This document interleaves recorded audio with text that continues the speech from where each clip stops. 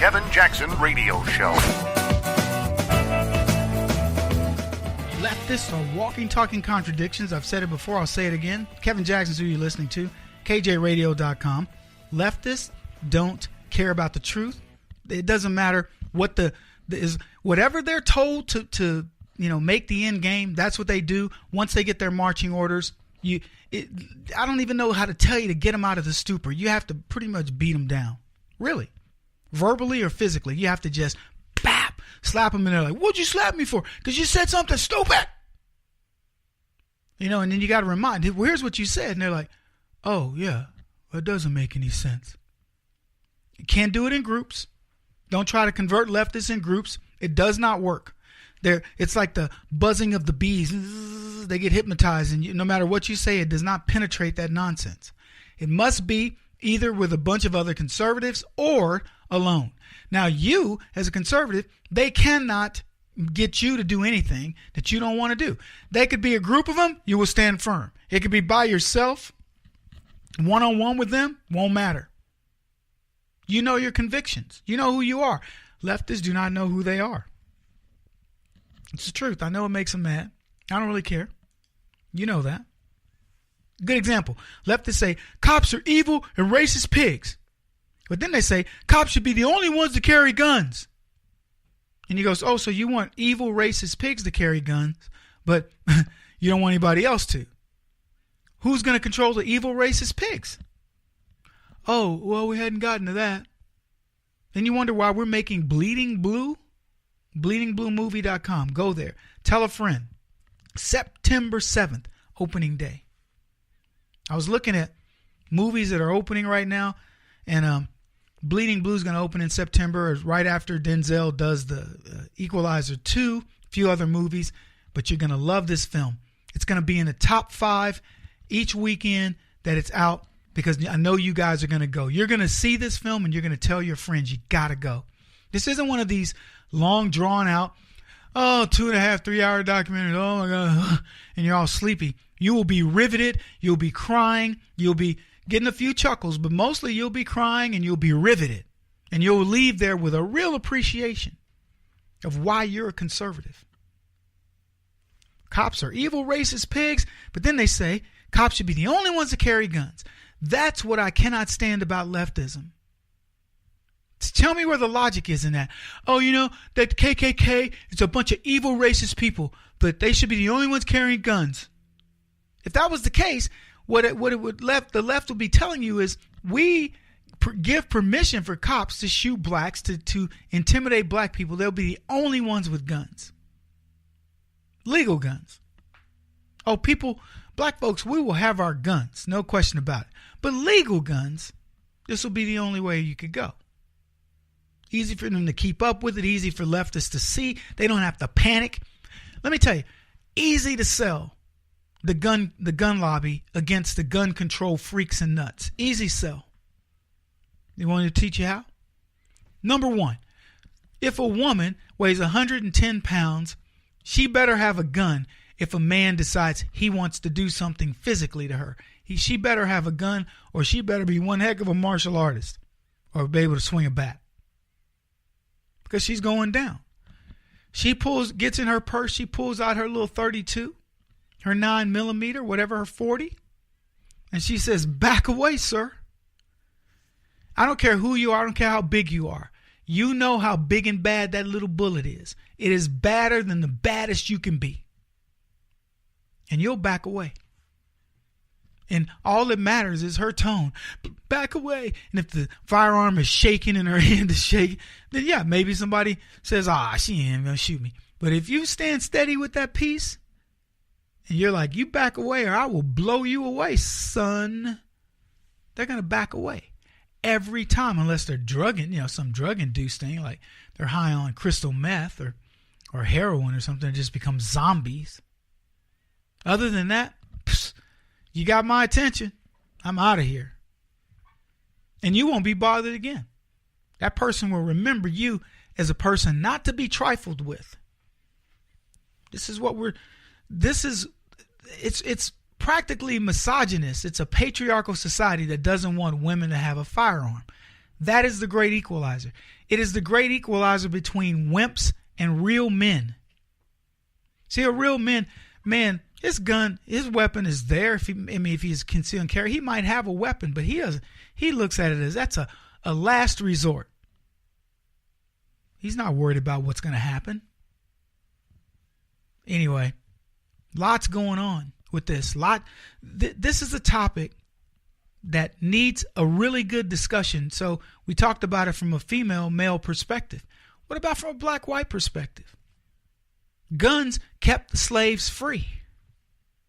Without guns, black folks, you're still working for the white man, working for a Democrat. It wouldn't have changed.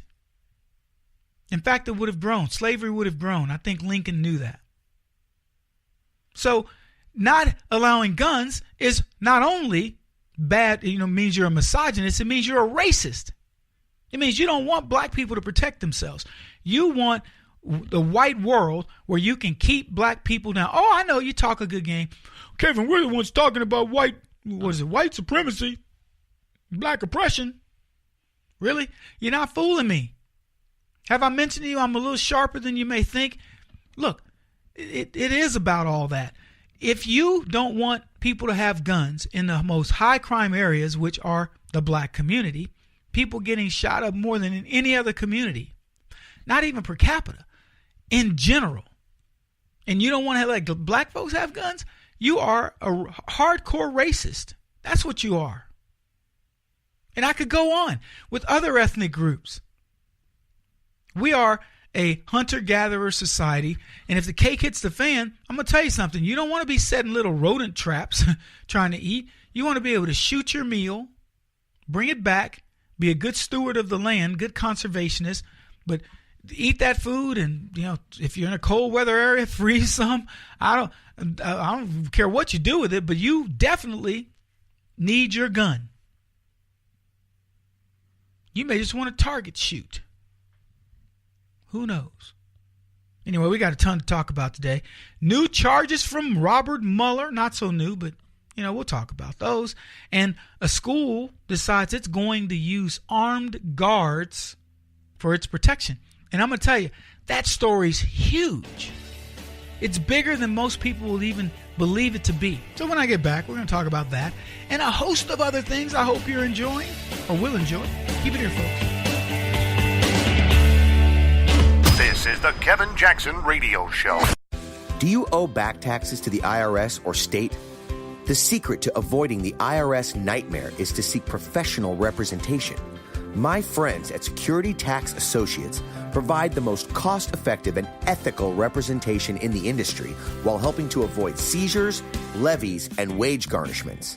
Security Tax Associates is here to ensure that the appropriate steps are taken to permanently eliminate any possibility of future tax burdens once and for all. For a free, no-obligation consultation, contact Security Tax Associates, 844-779-4177. That's 844-779-4177. 844-779-4177. Or visit them at securitytaxassociates.com.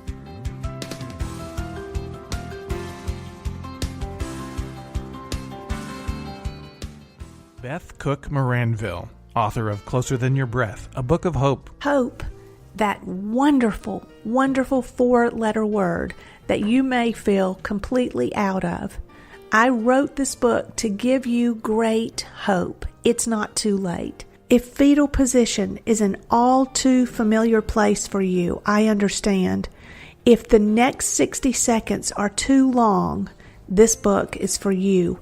Wherever you are right now, whether you're dealing with divorce or death or sickness, take hope. You are going to make it through this pain. Don't roll your eyes.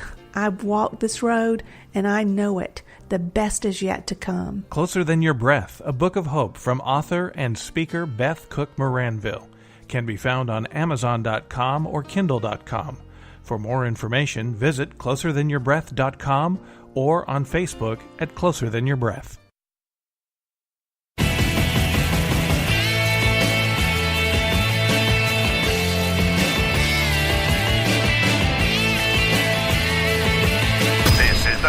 Jackson Radio Show.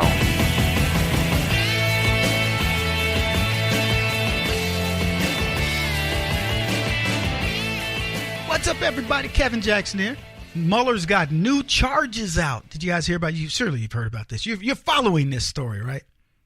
Prosecutors for FBI Special Counsel Robert Mueller's Russia probe charged a lawyer connected to former Trump campaign advisor Rick Gates with lying to investigators during an interview about his communication with Gates. Alex Vanderswan was charged with making false statements to investigators about an interview about time working for a law firm employed by Ukraine Ministry of Justice in 2012 when he helped produce a report on the trial of Ukrainian President Yulia Tymoshenko. The charge was filed ahead of a plea hearing scheduled later for that same day. So they say he's the son-in-law of a Russian oligarch, German Khan. Now, from what I'm told, I heard Judge Napolitano explaining this. He says they're going to he's not getting an indictment. He's just being made a witness or something, like given a deal. So he'll testify against Gates, and Gates will then roll over on Manafort, and Manafort will then ultimately roll over onto President Trump. In case you can't keep up, that's like 16 degrees of separation. It's become so ridiculous that I don't know what they have on this guy. They could have, child pornography, sex trafficking, drugs, who knows? And they say, you need to say this, and then we'll get to the bigger fish and the bigger fish and the bigger fish. And let me just tell you something right now for the people that are going, Kevin, they're just doing everything to get to Trump. They can do whatever they want. They're never going to get to Donald Trump. He hasn't done anything wrong. If he'd done something wrong, I wouldn't be out on this radio show, the Kevin Jackson Show, KJRadio.com, saying Donald Trump is innocent. He's such a good guy, whatever. I would say, hey, I have my suspicions that Trump did this in order to get that big building built in Moscow for $1. That was a partner deal with Putin, so he could get something back for this, that, payola, and get our uranium, 20% of our uranium deposits or something like that. Trump has nothing to offer. He had nothing to gain. What is Trump? Explain to me what. Oh, the Russians were going to make sure he won the election, right? They were going to ensure it. There's no way that I can win this election without you, Vladimir Putin. Will you please help? I will take care of this for you, Donald. We have bots. We put them on Twitter. People will vote for you. They don't even realize why they vote for you, but they vote for you, okay? You're good. You're good. You're president. It's all over. They said nobody ever. Up until the very last moment of the last day. You know what people thought? Hillary Clinton is the next president of the United States. Do we have that Barack Obama clip? Play the Barack Obama clip. That clip is important for two reasons. There is no serious person out there who would suggest somehow that you could even rig America's elections, in part because they're so decentralized and the numbers of votes involved. There's no evidence that that has happened in the past or that there are instances in which that will happen this time. And so I'd advise Mr. Trump to stop whining and go try to make his case to get votes. Funny, Barack Obama would say that. Welcome back, everybody. Kevin Jackson here, KJRadio.com, 844-551-8255. Go make your case and get some votes, Donald Trump. Because let me just explain. There is no possible way. There's no serious player out there who would believe that the Russians could do anything to influence what I had built here. We're good to go, baby. You know what this says to me? This says to me that Barack Obama wasn't quite as clued in to what the Clinton campaign was really doing. That if he has any defense when it's time for him to pay the piper, because he'll have to, he can say, look, I wasn't aware of this. Remember what I said that was September of 2016 that Barack Obama made that comment. Go get your votes, Donald Trump. Now, he had stacked the deck against Trump in many other ways. I don't know what he was doing. Whether the Russian collusion thing or what, who knows? But I'm just saying, he sure made it sound like, and to Trump's point, here's what Donald Trump says. He says Barack Obama was so sure that they wouldn't have to implement this devious plan that he made the comment like, no, there's no way the Russians influenced it, knowing that they had influenced it. See, that's my thing. The Russians, Barack Obama, he knew the Russians didn't have anything to do with this. What he had to do with is all the fake dossier and all the other stuff that they had as their, quote, insurance policy, and who knows what else that meant. But that's what was going on with them. And Donald Trump said, they've been spying on me, they're doing all this other stuff. Barack Obama's telling them, go find some more votes. And that's what Donald Trump did. But I want to play the rest of it, because that's what gets into the heart of this. The rest of it tells you exactly what we should be going through right now, but we're not, because these guys are sore losers. And if he got the most votes, then it would be my expectation of Hillary Clinton to offer a gracious concession speech and pledge to work with him in order to make sure that the American people benefit from an effective government. Man, you could just tell. You can so tell. Barack Obama was like confident. It's not going to happen. He's out there whining. He needs to go get more votes. But, if he happens to get the most votes, I would say to Hillary, work with him. Make it an effective government. Let me ask you this, people listening to my show. Do you believe that the Democrats have done all they can to make the governing for Donald Trump easy and effective? Do you get that feeling? Because I certainly don't. I haven't seen anything that would lead me to believe that these guys care about your votes. They completely dismiss you. You're deplorables. You're people that quite frankly, they would love to shut you down. They'd like to put you in jail for not using the right gender pronouns, for not believing in climate change and whatever else. Not climate change, but man-made global climate farce. We all believe in climate change. The earth is doing that. The temperature from moment to moment differs on how much the wind is blowing, how much humidity, where you're standing. So, yeah, we all believe in climate change, but we don't believe in the farce of global warming. Not man-made. But these guys would do you harm over this stuff. They don't care about you. So I got to tell you, I'm loving watching this stuff. These new charges for Mueller are nothing more than another ruse. See if we can figure out a way to put enough pressure on somebody to get to Donald Trump. The only question is the only thing that could come up with this. If they do another special counsel, how fast will that investigation move compared to Mueller's? And then who looks stupid? When are we going to get the guts to go ahead and put in another special counsel? I know that's what a lot of Americans want to know, because there's certainly enough evidence to know we've been bamboozled.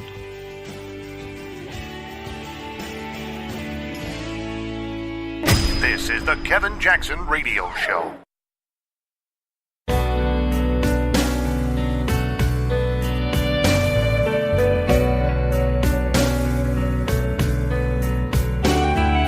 This is the Kevin Jackson Radio Show. Bienvenidos, peoples. It is the Kevin Jackson Show. I am Vicente Fox, sitting in for Kevin Jackson because I hate Donald Trump, and Kevin Jackson here loves Donald Trump, and we are going to put a stop to this. Glad you guys are here. It's Kevin Jackson, the Kevin Jackson Show, KJRadio.com. A school district now has armed guards. You're saying, Kevin, so why are you telling us this, big fella? It's a big deal. See, you've been hearing the narrative. We got to get these guns out of our schools, man, and we've got to stop this gun violence and these gun people, these gun nuts. No, it is not the gun nuts, people. It is the gun control nuts. The gun control freak. Freak out. No, it's Brick House. Yeah. He's a freak. That's the one I'm looking for. Where's the music when I start to sing? I want some music. Anyway, The gun control freaks. I got a question for you. People listen to the Kevin Jackson Show, KJRadio.com. It's a question about guns. It's going to blow your mind. I'm dancing. He's dancing. He's moving to the music. That's what black people do. If you're listening to this radio show, let me tell you something. You will not get that on Rush Limbaugh. I know you couldn't see it, but you felt the groove, didn't you? Made you want to dance a little bit yourself. Moving in your car seat, moving in your, you're behind your desk. Whenever, wherever you're listening to me, you got a little bit of dip in your shoulders. You're starting to, move, gyrate the neck a little bit. Maybe you're swiveling the hips. Maybe you got mama. And y'all are looking at each other's eyes going, that Kevin is so sexy. The Kevin Jackson Show. My producers are like, dude, seriously. Yeah, dude, seriously what? I'm in a good mood. Why? Why are you mad at me? I'm in a good mood. Because I got a question for the peeps. So here's my question. What is it that politicians in every federal building I've ever been to, and including state buildings, many of the state buildings, they are surrounded by armed guards. Have you gone into the municipal court building? Yeah, brother has, on jury duty, went through there. You got to get out there like you going through TSA at the airport, dump your pockets. They got to look in your briefcase, the whole deal. Then you go in. When you get into court, who's there? I'm just curious. An armed bailiff. That's who's there. You see more security personnel. Go to any of these buildings. Don't believe me. Don't believe the brother. He just lying. That's what conservatives do. He watches Fox News. He works for Fox News. He's a liar. If I'm a liar, then you go to those buildings and tell me I'm lying. So let me ask you this. I've been to the Rayburn building. I've been to all the buildings, the congressional buildings in D.C. You want to know the first thing you do when you get in that building? You go through security. I don't want to sound like a little sweet in the Dr. Pepper commercial, but sweet. You go through security. You go through security. And they check you thoroughly, my friend. They make sure you got no kind of weapon. The only weapon you can have is you being a weapon. That's it. And they know who you are. They are prepared to do you harm. But let me ask you this. Why is it that these very same politicians will tell you it's not safe to have armed security guard at the schools? See, that was my query for them on Twitter. I said, politicians, just riddle me this. Why is it that you protect yourselves with armed people, and some of you, when you're Bloomberg, the former mayor of New York, you've got armed security with you everywhere you go? Oh, Kevin, Bloomberg's a multi-billion. Really? So it's about money, is it? Because let me tell you something. I get more threats than Bloomberg, and I ain't no multi-billionaire. I'm just a guy who pops off at the mouth and tells leftists, you're idiots, and I'm prepared to back it up. I don't have armed security. What, do I not say incendiary enough stuff? Hey, listen, let me say it again. Leftists, if you really feel the need to get even with somebody, Kevin Jackson's here. He's not afraid of you.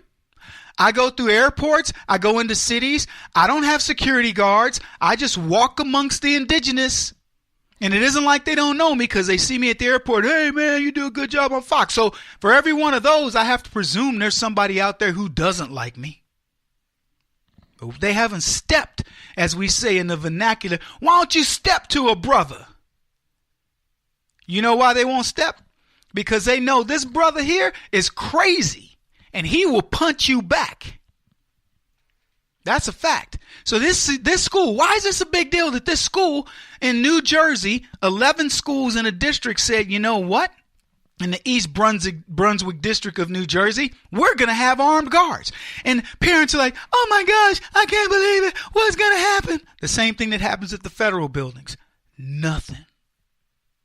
You want to know why? Because there's armed guards. I went to a military school, Marine Military Academy in Harlingen, Texas. To my knowledge, nobody's ever attacked that school. It's open. You can drive out there anytime you want. You want to know why? Because the SDO officers are armed. And the cadets can be armed within minutes.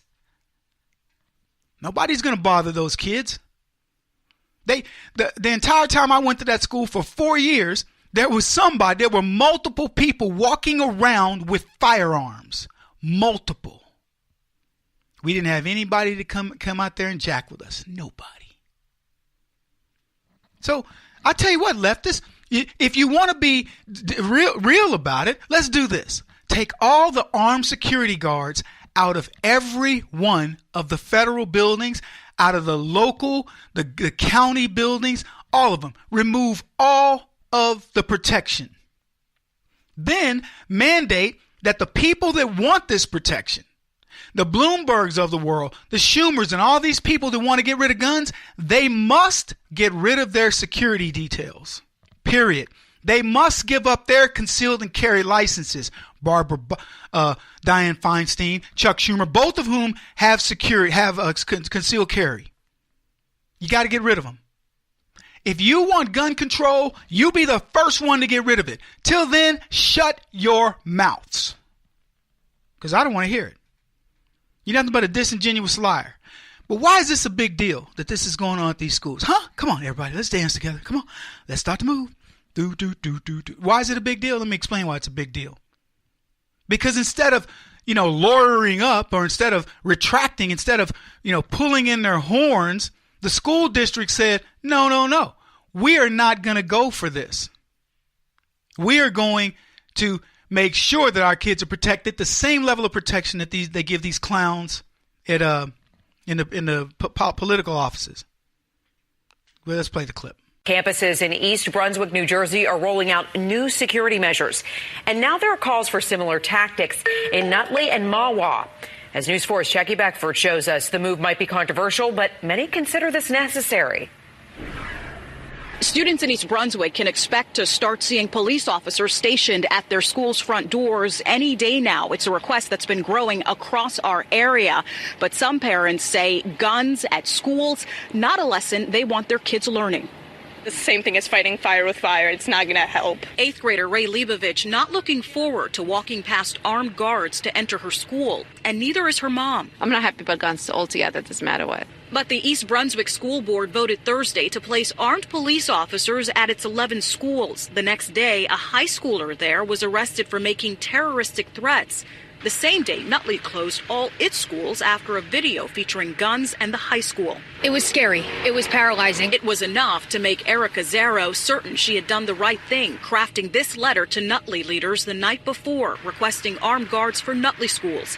She began writing the letter following the deadly Valentine's Day school shooting in Parkland, Florida, that's rocked the nation. If we can't stop insane people from having guns, then have a sane person there to protect them. While Nutley school officials have yet to respond, the mayor of Mahwah posting on Facebook Saturday he wants armed guards at schools in his town. Leaders there were criticized after some parents say they only learned last week about a threat made in November to shoot up a middle school this coming Friday. Mahwah officials say police did locate the student who made that video and that there is no threat. Still, police officers will be stationed at that school on Friday. All right, everybody, welcome back. Kevin Jackson here. It's the Kevin Jackson Show. Let me just tell you what you're going to get when you got armed guards at the school. You're going to get people that drive by that school. They're not going to mess with a school with armed guards. It's very simple. And I love how this lady, one of them said, they say it's controversial. And she says, firefighters do not fight fire with fire. Yeah, they do. You do fight fire with fire. You do what's called a control burn. So you know that the fire is approaching. So you burn a small patch of land, knowing that there will be no oxygen left when the fire reaches that. You do fight fire with fire. You dumb knucklehead. You big dummy. I was feeling like Fred Sanford. You big dummy. So why did they do this? People making threats all the time. Let me tell you what these kids can do. Kids are manipulative. I'm going to come to school and I'm going to shoot it up. So they go to a payphone. They call with a burner phone. The school goes down tomorrow. And then everybody panics. Oh my God. Because we're in the snowflake generation. So nobody gets to learn. Students who are there are scared. Because they don't know what's going to happen. Let me tell you what's going to happen with these kids. They're going to feel safe. Hey, Officer Johnson, good to see you. Hey, Susan, how you doing? Good to see you too. Yeah, I hope you have a good day at school. Whatever. But until a leftist can call this show and tell me, Kevin, they've removed all the security from federal buildings and government buildings, I don't even want to talk to you clowns. You are gun control freaks. You are gun control nuts. You don't deserve to have a voice in this. Kevin Jackson on the Black Sphere Radio Network. Do you owe back taxes to the IRS or state? The secret to avoiding the IRS nightmare is to seek professional representation. My friends at Security Tax Associates provide the most cost-effective and ethical representation in the industry while helping to avoid seizures, levies, and wage garnishments. Security Tax Associates is here to ensure that the appropriate steps are taken to permanently eliminate any possibility of future tax burdens once and for all. For a free, no-obligation consultation, contact Security Tax Associates, 844-779-4177. That's 844-779-4177. 844-779-4177. Or visit them at securitytaxassociates.com.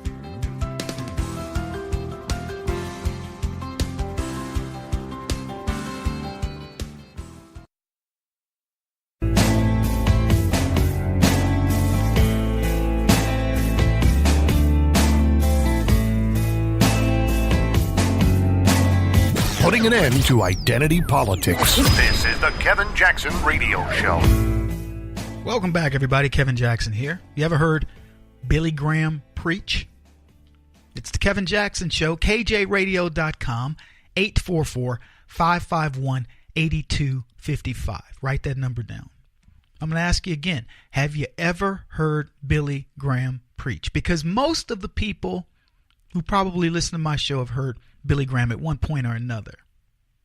Most of the millennials, my producers, these guys, never heard Billy Graham preach.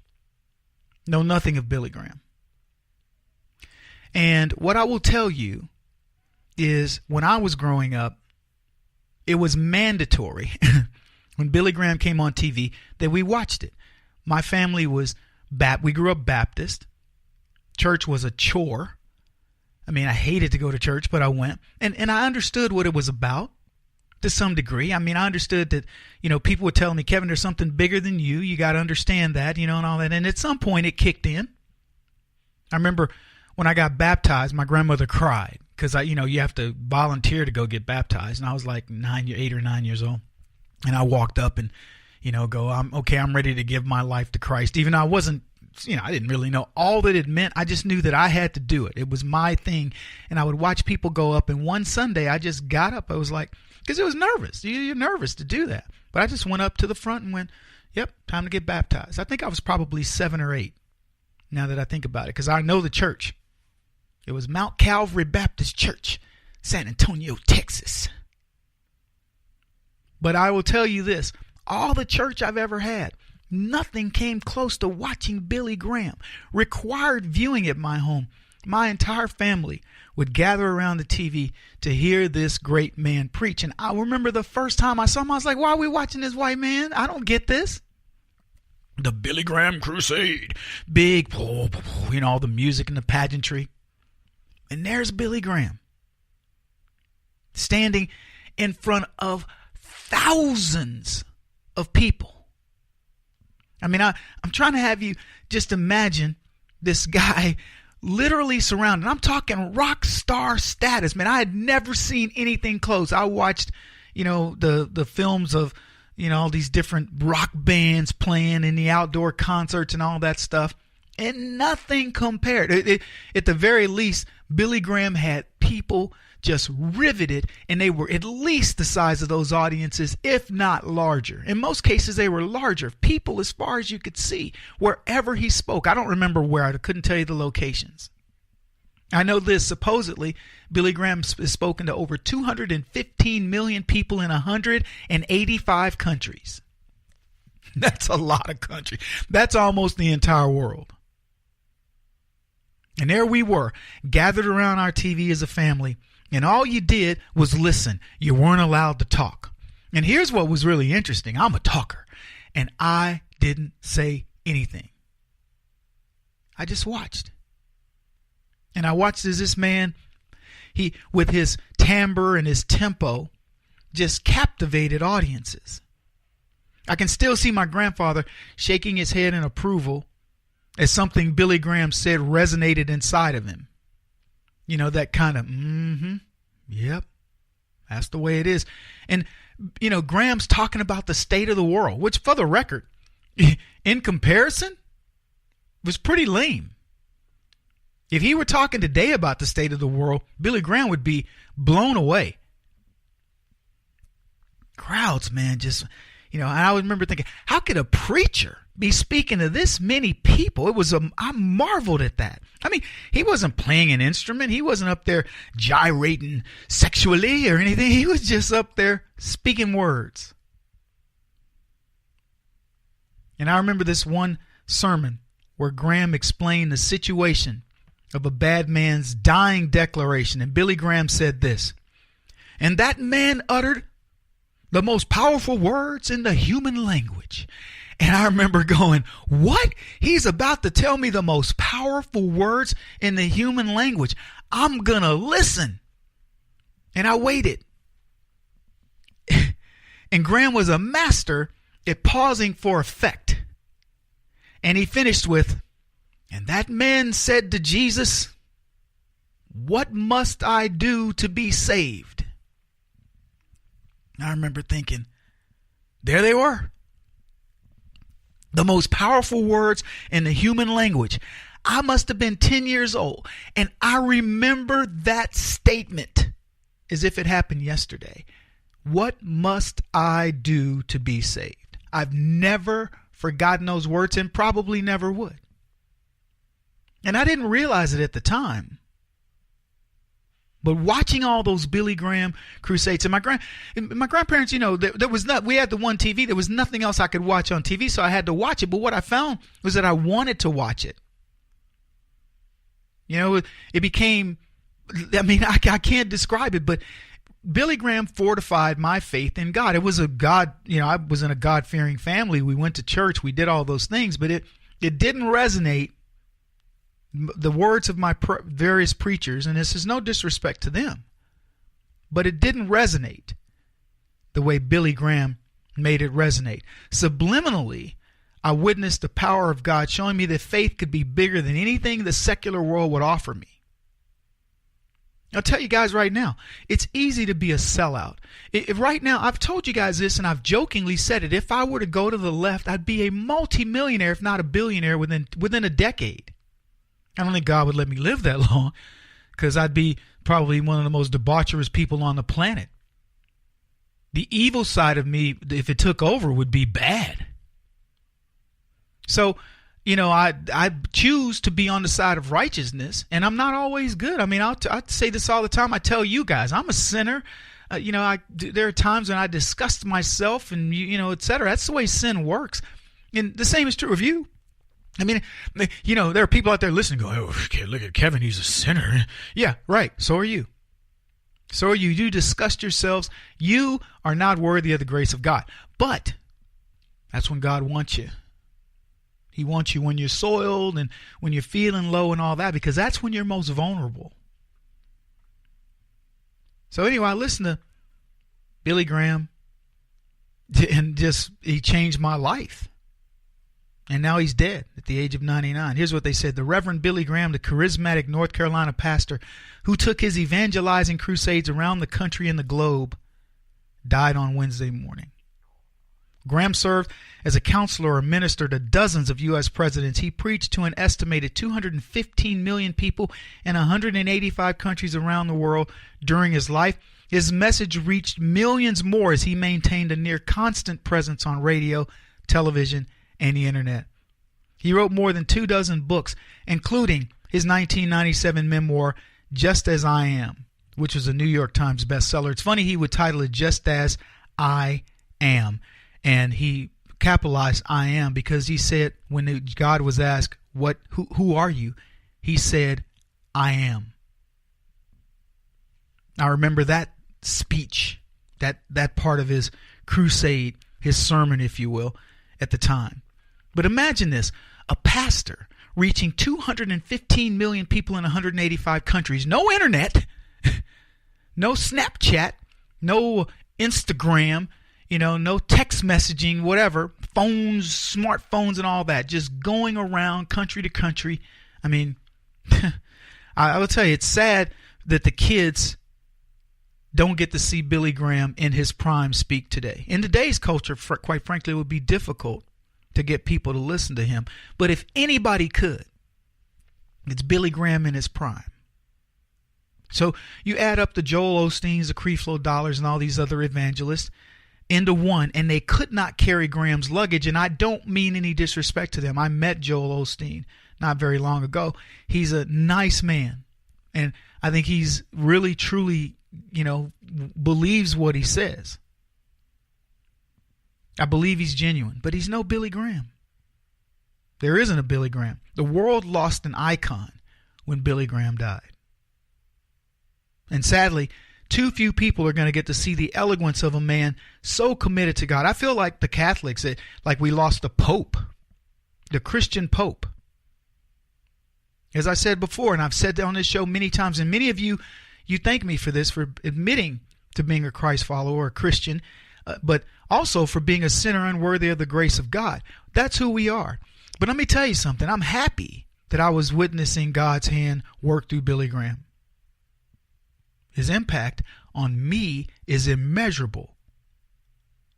So I grieve with the Graham family for their loss. But here's where the hope of salvation comes in, where Billy Graham's in heaven. The family knows it.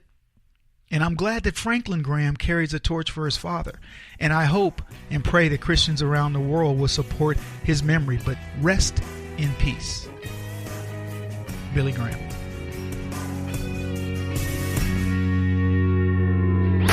He won't stop until he's the top-rated radio talk show host in America. What kind of weird competitive freak are you? This is the Kevin Jackson Radio Show.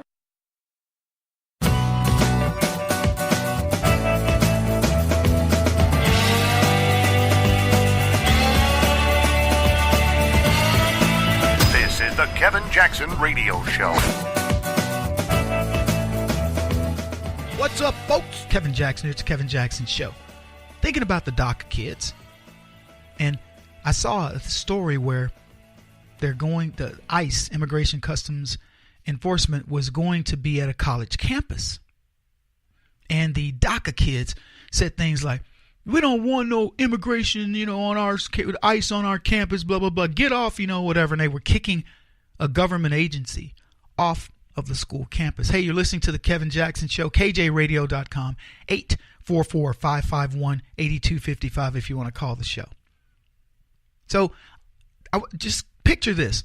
Kids of illegals who are illegal themselves, DACA kids, dreamers they're called, don't want ICE to do a recruiting event at a college campus because they're mad. Because this is what the government agency does. It stops people from coming into the country illegally. And because they're illegal and afraid, they believe they've got the right to say to ICE, get off campus. We don't want you here.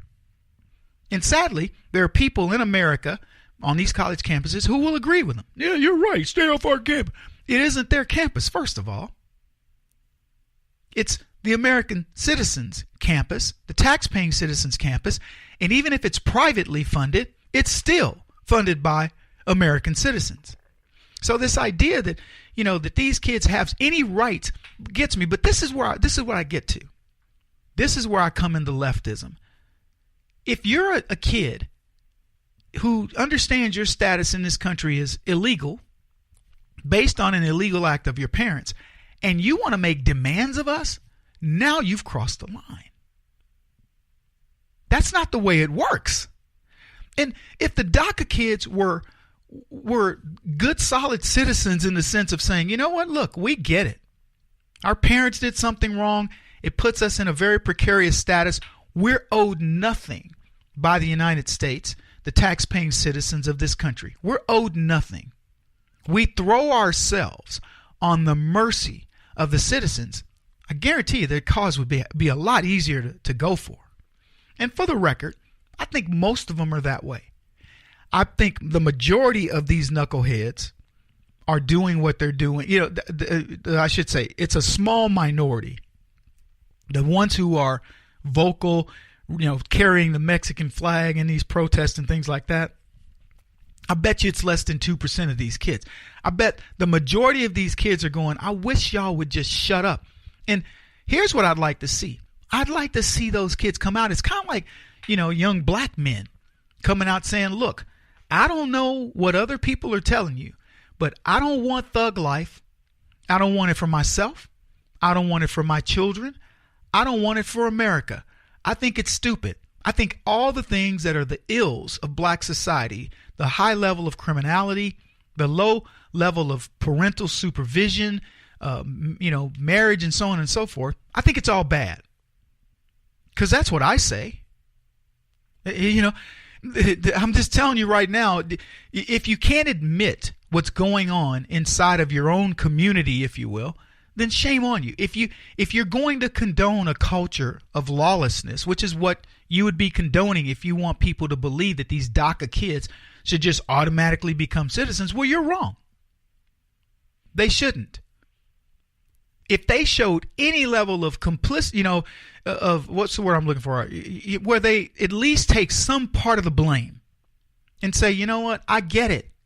I get it, America. Our parents have lived here, being supported many times by you. I've been supported by you. It's not fair. Because I'm going to tell you something. If I were in another country under these circumstances, that's how I would think. Now, that should tell you something, that we have people that live in this country and believe that they can kick off a government agency that is meant to enforce our laws because it doesn't suit their political, persuasion or their particular condition. They're out of here. I don't know what it's going to take. Do you put the hammer down on them and say, let's start deporting these guys and make them understand that we're serious about our laws? Because right now, all we're doing mostly is going after MS-13 and some other bad banditos.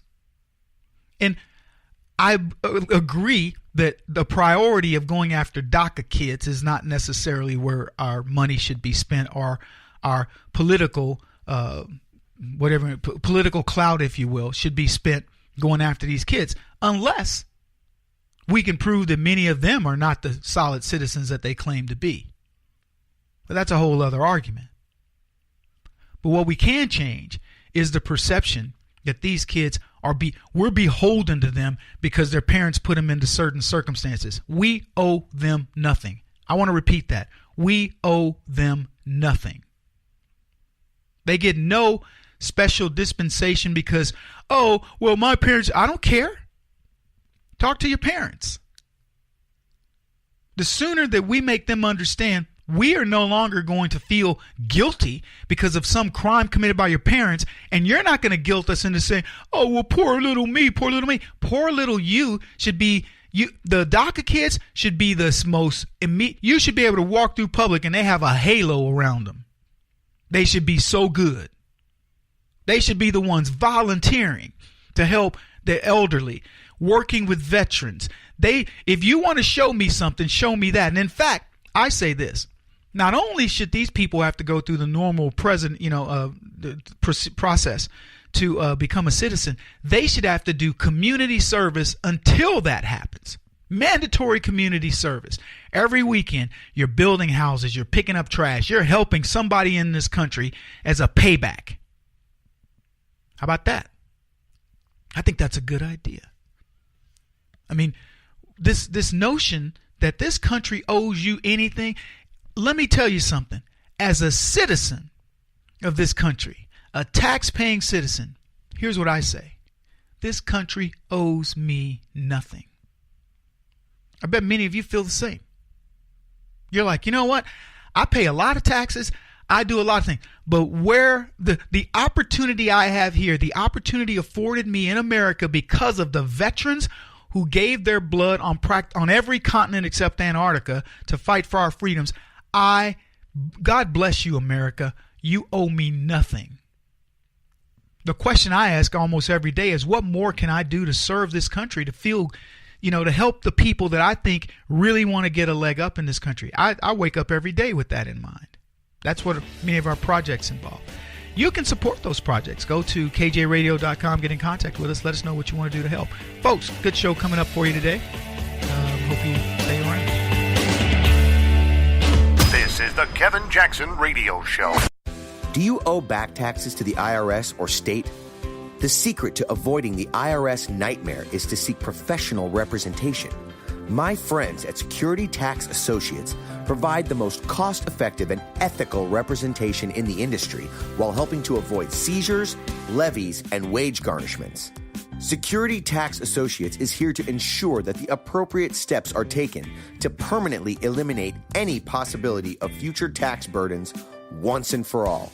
For a free, no-obligation consultation, contact Security Tax Associates, 844-779-4177. That's 844-779-4177. 844-779-4177. Or visit them at securitytaxassociates.com.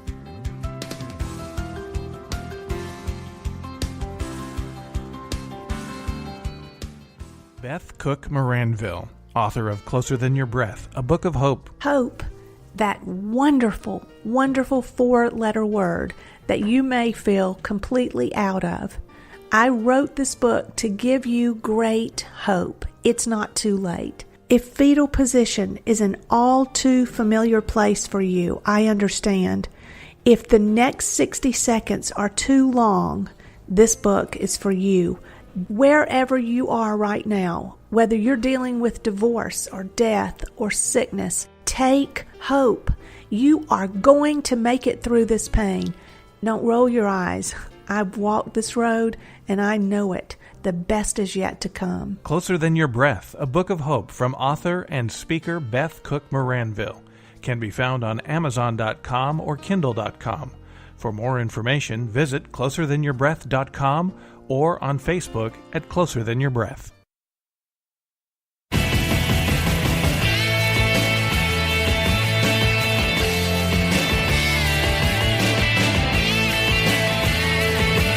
This is the Kevin Jackson Radio Show.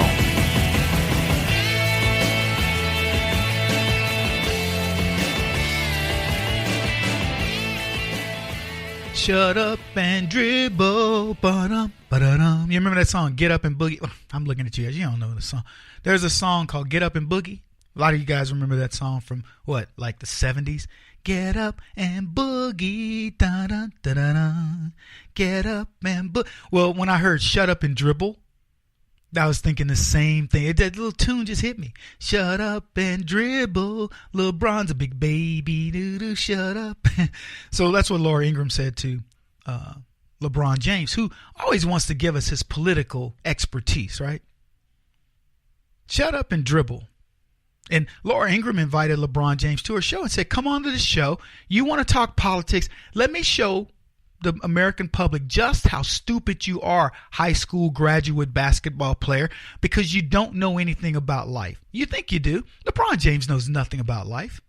The eyeballs that this kid has put on life are like none you've ever seen. A kid who could play basketball at a young age, graduates high school, goes right into the pros. They changed the rules essentially for LeBron James. He goes right into the pros. He's been coddled from the moment he picked up a basketball and kept working in his game. And I'll give him credit for that, because some of it's natural talent, but others still has to be developed. And he developed it. And he leaves high school, he goes to pros, and he makes a big impact. Rookie of the year, I don't know if he's rookie of the year, but he had an amazing impact on the league immediately. They knew he would. By the way, I bet you LeBron James is 10 years older than he says he is. Look at that guy. He's one of these guys. He's like that Dominican pitcher that's 13, but he's 6'2", and and has a beard and his wife and 3 kids in the stands. Yeah, he's 13. Sure. Anyway, LeBron James goes into the pros. He makes a name for himself. Ends up winning, basketball, whatever the championships or whatever. And after a pretty heralded career, a career where he couldn't win. He was in Cleveland, couldn't win. Went to the Miami Heat. Won, returned to Cleveland, and I believe won there. The whatever they call it, but native son returns home, wins a championship for the city, and everybody's all good. But you know what he is? After all that, he's still a basketball player. That's all he is. He's a basketball player. He just got money. He's a fool with money, and yeah, he's hanging out with Warren Buffett, who's saying, "Okay, LeBron, I'm just gonna." You can trust me because I got billions. I'm not going to rip you off. Give me your money. I'll put it in investments and make money for you. And he makes a ton of money doing things. There's nothing LeBron James does that makes me go, wow, I want to see it. I see Shaq in a commercial and I crack up. He's a funny guy. I see Shaq in a movie and he's a funny guy. I don't know what his politics are, but he's a funny guy. I like Shaq. I'm sure politically he's got some issues. Now, he's also a law enforcement officer, which I find interesting. So, maybe he's more conservative. When I've heard him speak, he reminds me of Barkley in some ways. But he's a likable guy. LeBron James is not likable. He's a guy, I watch him drink these 7-Ups and I go, I ain't never drinking 7-Up. I'll go buy a Sprite or whatever. I don't want anything to do with him. Anyway, Laura Ingraham told him to shut up and dribble. And she took also Kevin Durant to task for criticizing President Donald Trump. And I did the same thing. I liked Durant when he dedicated something to his mom and thanked God, and it was a nice tribute. But he's one of these guys that doesn't have to buy into the hype, the nonsense that Donald Trump is racist or bad or whatever, and he does it too. And they're a cancer throughout Black America. Forget basketball. Are they influencing the Stephen Currys and the rest of these clowns? Yes, they are. But worse than that, they're influencing young black kids who are believing the hype. They believe in Barack Obama, which, by the way, they don't anymore. The new black hero, just so everybody's clear, is Black Panther. That's a good thing. Even Michelle Obama admitted it. But after this criticism of shut up and dribble, LeBron James came out and said, I will not just shut up and dribble. So thank you, whatever her name is. I get to sit up here and talk about what's really important and how I can help change kids. It's let me know how everything I've been saying is correct for her to have that type of reaction. We will definitely not shut up and dribble. I will definitely not do that. I mean too much to society. I mean too much to the youth. I mean too much to so many kids that feel like they don't have a way out. They need somebody to help lead them out of the situation they're in. So let's just be clear here, folks. LeBron James, a 6'10" basketball prodigy. Yeah, we're all going to be able to do that, right? We're all going to have this frame that says I can go play basketball, leave high school and go make millions of dollars and then stir things up politically having no background whatsoever. Yeah. And what's funny to me is when LeBron James says, I mean too much to so many. I mean too much. Really? Words that would never come out of my mouth. I don't care how popular I become, how popular I am. Let me tell you something, folks. I'm one flawed guy who understands what we want to accomplish together because we're all flawed. But this is not my show. This is your show.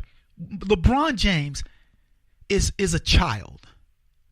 He believes that in the hype of LeBron James. Let me tell you something.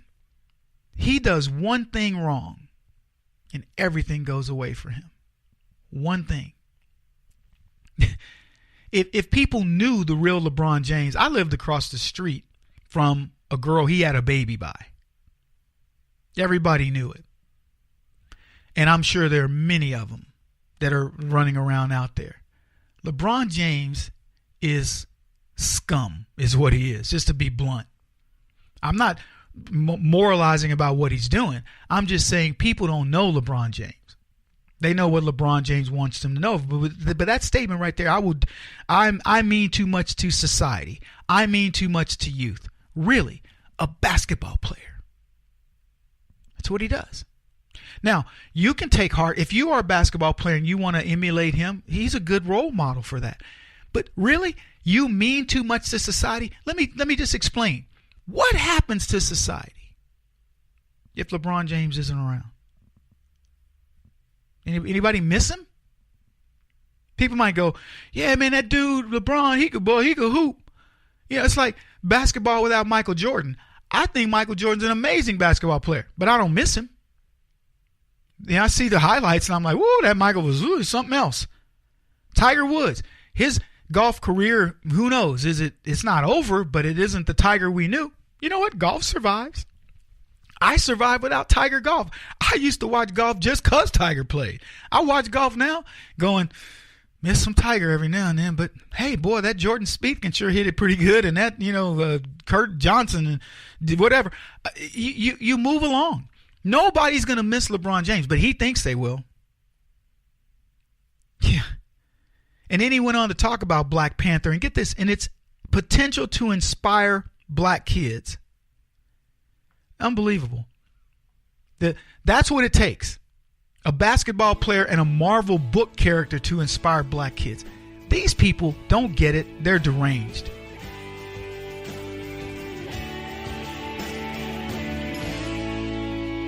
This is the Kevin Jackson Radio Show.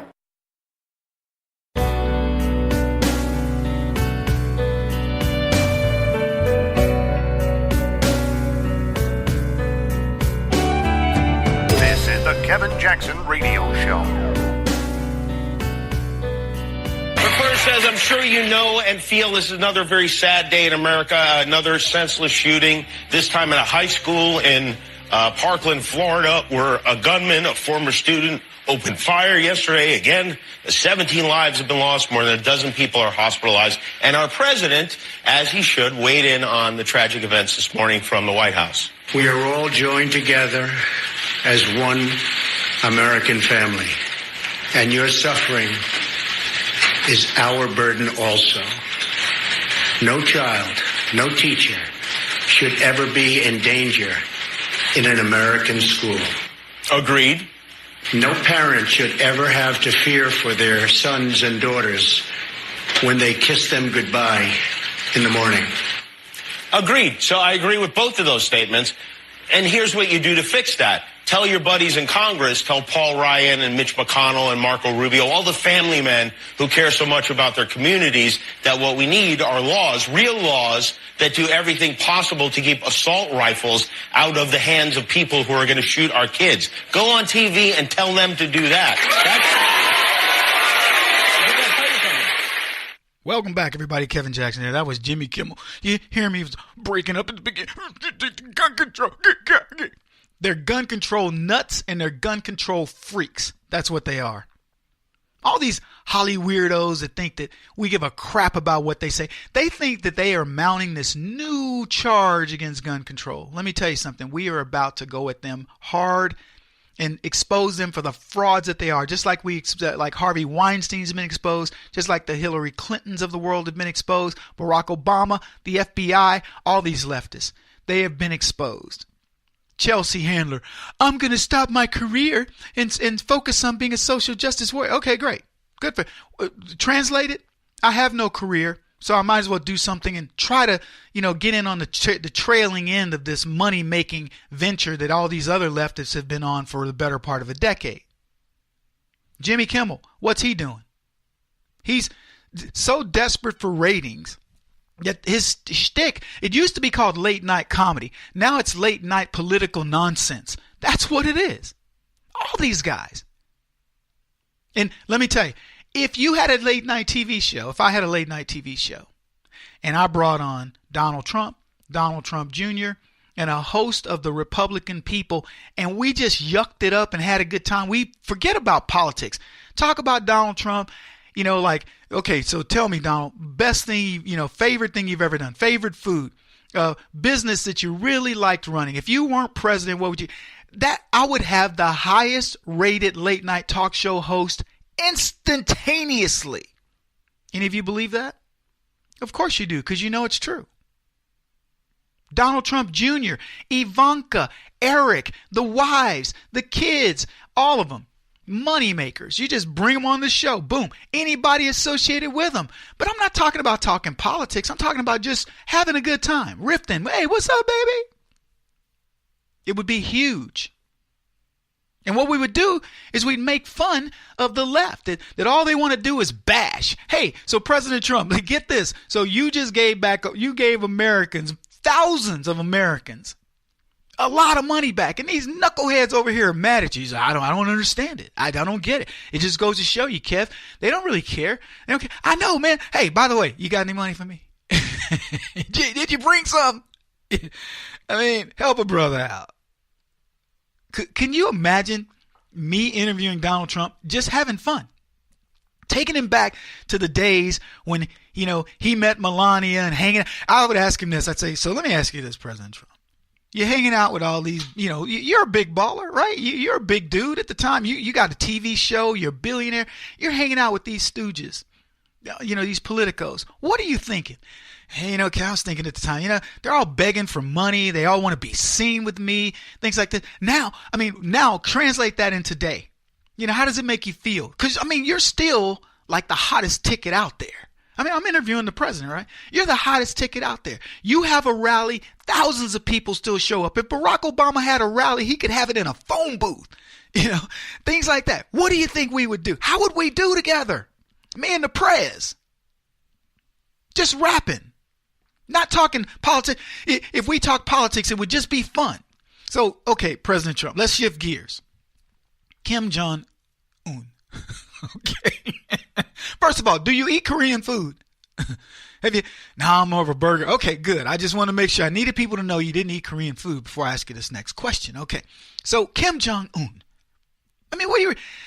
Look, may I speak for you right now? I just think he's a petulant little child. I don't think he's as serious of a threat as people want to make him out to be. Look, I don't want to get into policy. I don't want you tipping your hand, but really, what is your position with this guy? And have some fun. Have some fun. When you finally met Putin, tell me what went through your head. Look, I understand. He's not a big guy, right? But he's a judo dude. You have to have some respect, right? You respect him at the level that he's the leader of his country. But what else went through your mind? Did you think, wow, this is the guy that they want to demonize? Or, did you feel like you were sitting in the room with a guy who's just like, Miss Dr. Evil? Because I would venture to say sitting in a room with Hillary Clinton or sitting in a room with Barack Obama, that had to feel like being in a room with Dr. Evil. I would want to ask those questions. But now let's shift gears because we have someone that's going to fix democracy. Her name is Jennifer Lawrence. Yeah, she had an interview on September the 17th. And it was a website wrote up why she was leaving acting. This was in September of last year. She was leaving acting because everybody's like, she's leaving today. No, she announced she was leaving in September of 2017. And this was from a website called Hello Giggles. And here's what they wrote. This is so funny. To all of our Jennifer Lawrence fans, we have some bad news. Thankfully, it's not that bad, but it's still a little upsetting. After an intense and grueling season filming Mother, Jennifer has announced that she doesn't have any projects planned for 2 years. After all the energy she expended on the movie, not to mention a torn diaphragm from hyperventilating in a scene, Jennifer is ready to take some time off to recoup. Jennifer talked to Today about her experience filming Mother and also touched on what it's like to be so famous that you no longer have a semblance of privacy. Now I'm going to stop there. This is a woman who's been made to be the hottest thing in TV. She makes a movie called Mother. I mention this to people and they go, what movie is that? I don't even know what that is. And yeah, you didn't see it. And who was in Mother? Do you recall? So I know this. It was Jennifer Lawrence and it was Javier Bardem, who was the guy that played in No Country for Old Men. And he played one of the baddest bad guys I've ever seen. I love the character. But who else was in that film? Well, I know. Ed Harris and Michelle Pfeiffer. Love Michelle Pfeiffer. Ed Harris, I wouldn't put him up there with the top draw, but a solid actor. Solid actor. So it has Jennifer Lawrence, Javier Bardem, Michelle Pfeiffer, and Ed Harris. I don't know how many of these people have won awards or been nominated or whatever, but it wouldn't surprise me if all of those people have won something, in Hollywood. They give out awards like Chiclets in Mexico. And I will tell you, I like Ed Harris in films. I love Michelle Pfeiffer in films. And I also like the fact that Bruno Mars said, Michelle Pfeiffer, that white go. But, so I like her as an actress. She was phenomenal in The Fabulous Baker Boys, if you haven't seen that film. But anyway, so they're all in Mother. That's not a BS cast. That's not some Bush League, let's find, is Kathy Griffin still available cast. That's a good cast. And you don't even know about that film. Here was what they did in Variety when they talked about this film. They said, Mother, it opened at the same time, which is a scary film of Stephen King book, based on a Stephen King book, and it opened at $218 million. And Mother opened that same weekend for $7.5 million from 2,368 locations. That film made less than like $3,000 a location. That's horrible. $7.5 million. Let me put that in perspective. That didn't cover a single one of those actors' SAG wages. Not one. So it at $7.5 million from 2,368 locations, all-time low for wide releases starring Jennifer Lawrence. Now, this had already been gearing up. I told people about this. I said, Jennifer Lawrence, they want to make you believe she's really hot. You know, she's the hot actress. Check out Jennifer Lawrence. Hunger Games, Jennifer Lawrence, Jennifer Lawrence. If it weren't for the Hunger Games, you wouldn't even know who this chick is because she's in obscurity. Otherwise, there's nothing striking about her. Her acting isn't riveting. There's nothing that you go, whoa, I got to go see Jennifer Lawrence. And her movies are showing it. This was a bomb. That's why she was leaving originally. More when we come back. Kevin Jackson on the Black Sphere Radio Network. Do you owe back taxes to the IRS or state? The secret to avoiding the IRS nightmare is to seek professional representation. My friends at Security Tax Associates provide the most cost-effective and ethical representation in the industry while helping to avoid seizures, levies, and wage garnishments. Security Tax Associates is here to ensure that the appropriate steps are taken to permanently eliminate any possibility of future tax burdens once and for all. For a free, no-obligation consultation, contact Security Tax Associates, 844-779-4177. That's 844-779-4177. 844-779-4177. Or visit them at securitytaxassociates.com.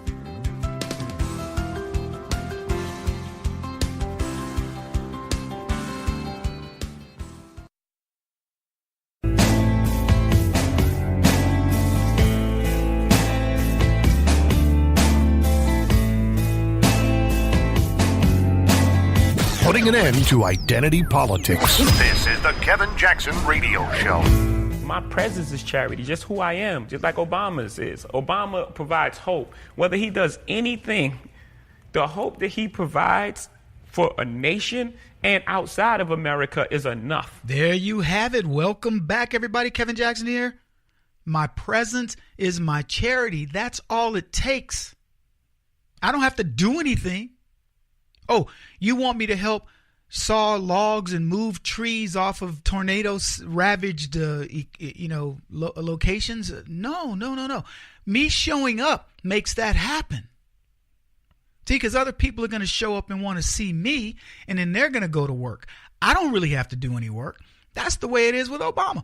If you want to summarize how leftists feel, how they see themselves in the world, that's it.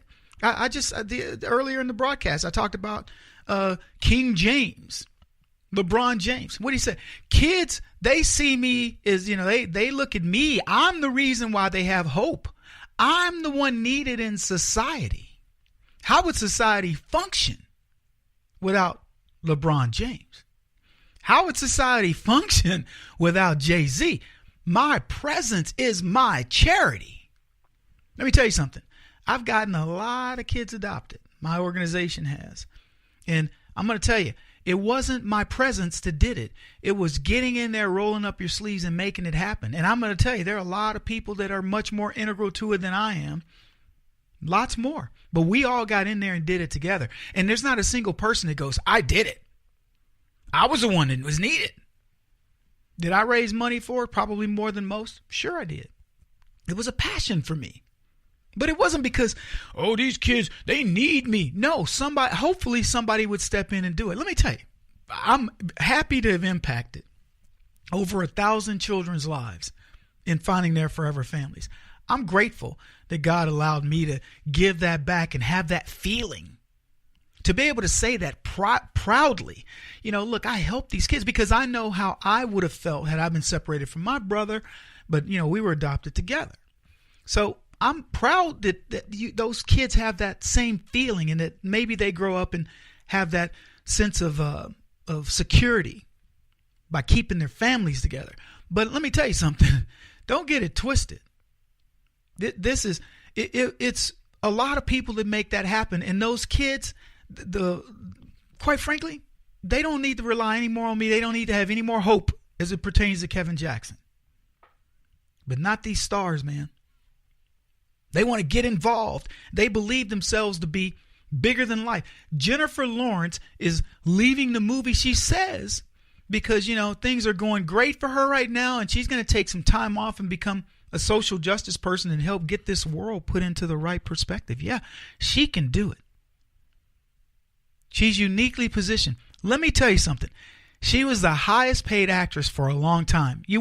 If you take out the Hunger Games, Jennifer Lawrence is an afterthought in Hollywood. And let me just break it to you guys right now that may be thinking, Kevin, I don't care. I wish anybody that's pursuing their craft success. You take those 3 movies out, she's nothing, but leave them in. And here's the dirty little secret. She's still nothing. She's a woman that people went to see a film that she happened to be in. If that makes you great, if that's the way you measure yourself, then congratulations. Because let me tell you something. 0 impact on anybody's life. 0. Kevin, the Hunger Games did this for me or whatever. Yeah, and the next role will do something different for you. Look, it's nothing. To quote Denzel Washington, we're actors. That's it. Don't get it twisted. We make movies. Wow, you didn't build a bridge. It's not like you're feeding the hungry. You're working with the lepers. You make films. But they find themselves important. Chelsea Handler left because she said, my Netflix thing, I'm leaving that in order to go do something significant in the world. Because you know what? I'm tired of watching the world do what it do. And I need to make a change because I know best. Why? Because I'm a comedic hack that built my career on being a Hollywood sleazy person.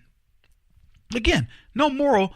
I don't care what she does with her body and with whom and with how many people. That's up to her.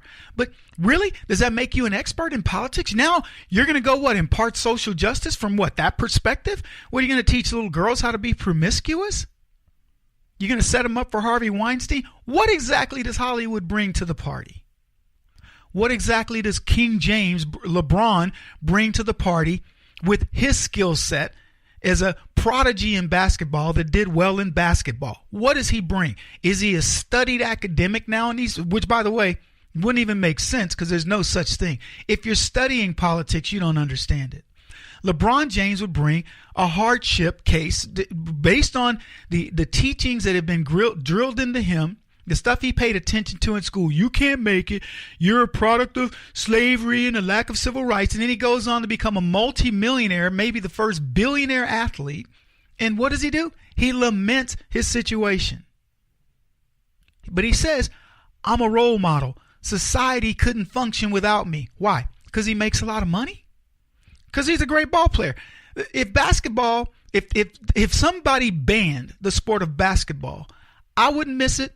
And the hardcore basketball fans, at the end of the day, they wouldn't miss it. It would be like, what animal's extinct? The dodo bird? Do you miss it? Big deal.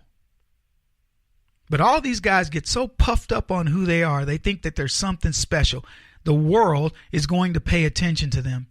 I looked up Jennifer Lawrence's movies. Did anybody see Passengers?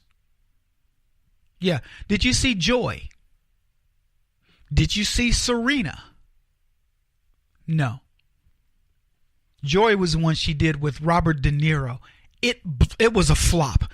If it weren't for the Hunger Games, nobody would know this girl's name. If Jennifer Lawrence were to go to Hollywood and act, she might very well be a box office success. But you know what you did? You did the right thing, conservatives. You said, I'm not going to go see her movies anymore. You said the same thing to De Niro. You said the same thing to Tom Hanks. And let me tell you, the movie that Jennifer Lawrence has out right now, Red Sparrow or what, I don't know what it's called. I haven't even bothered to look it up. It's going to flop. I'm going to tell you. Is it out yet? I don't know. I mean, I know I've been seeing advertisements for it. If it is out, I haven't looked at the numbers. On my mother's grave, I haven't. But I'll tell you this. If I go look at those numbers and it's out, it is already a flop. If it is about to come out, it's a flop. Even though they're advertising it, it is a flop. I told you what her last movie did. $7.5 million in 2,300 and plus theaters, less than $3,000 a theater. It's an embarrassment. Or just over $3,000 a theater. It's an embarrassment. Hollywood embarrassment. Hunger Games launched her career. And you know what happened to Jennifer Lawrence? She got bigger than herself. She believed the press. It's really funny. They did an article with her and Adam Sandler, who happens to be a conservative, and they said, Adam says, I don't read the reviews. I don't read what the critics. And I can get it with Adam Sandler. Adam Sandler is a quirky dude, makes quirky comedy. And I think the critics hate him because he is a conservative. But his movies are strange, but they're strangely entertaining if you like that style of film. But they're not for everybody. But he's not horrible. He's not. He's no great actor, but he's not bad. And I wish him nothing but luck, but he says he doesn't read them. I understand him. He knows what the game is. But Jennifer Lawrence, she's the darling of the left. And this last movie she made, Mother, got torched by her own people, and rightfully so. And the only saving grace, you know what they say? Oh, it was a horrible film. She got tricked into doing this film by Daniel Aronsky, or what's his name? Aronsky. And so they're like, it was a terrible movie, but her acting was okay. Her acting was pretty good. If you are the type of person who can be the highest paid female actress in Hollywood and you can't pick the right films and then make successes out of them, but you can come out and go, this is my politics and all these people that want gun control and all these people that are doing this and don't want to keep people from coming into the country with open borders and don't want to let in Muslim terrorists. To heck with you, I'm going to become a political activist. And do what?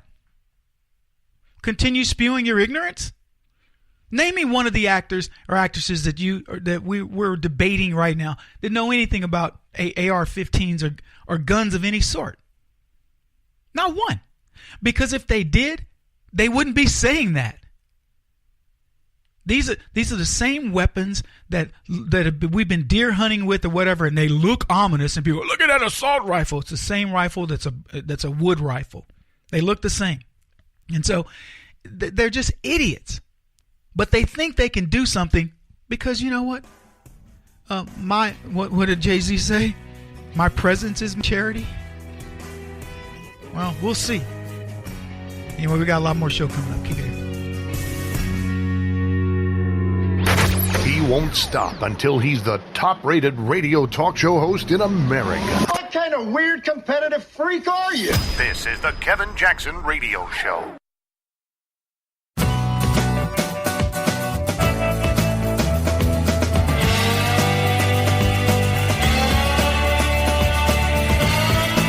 This is the Kevin Jackson Radio Show. What's up, everybody? You ever heard of a crisis actor? You're listening to the Kevin Jackson Show, KJRadio.com, 844-551-8255. Crisis actors.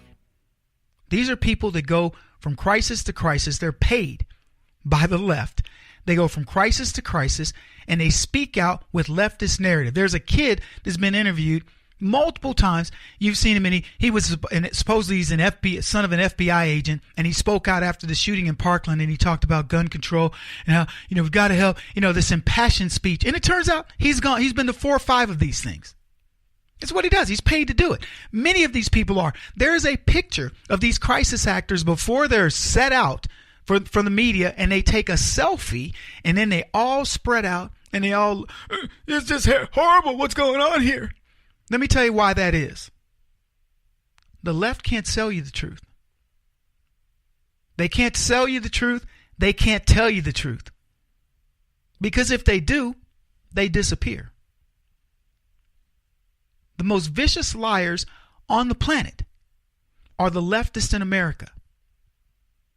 I want you to think about this for just a second. We're going to go back, I'm going to get you back in the Wayback Machine. We're going to go back to the Civil War, where over 300,000 white men, mostly men, fought against their brothers, mostly brothers,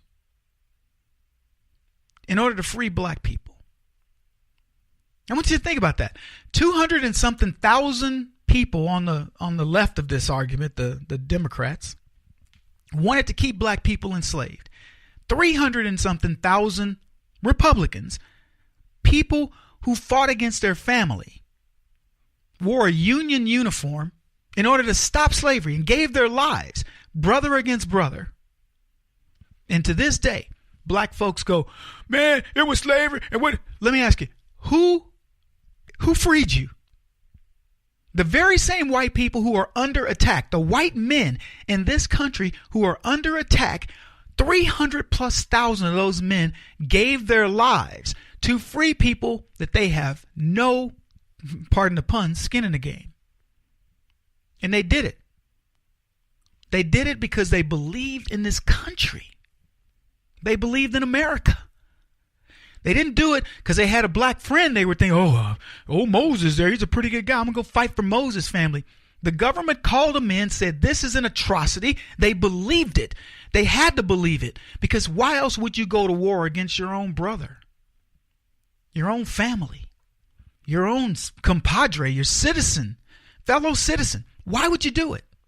Do you think any leftist ever explains it to black people this way? Like, well, look, man, why are you so down on white folks? Who do you think freed you? I'm not talking about Republicans and passing a piece of legislation.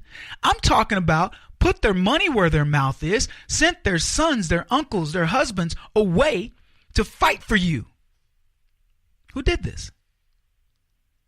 This country did it, not the Democrats.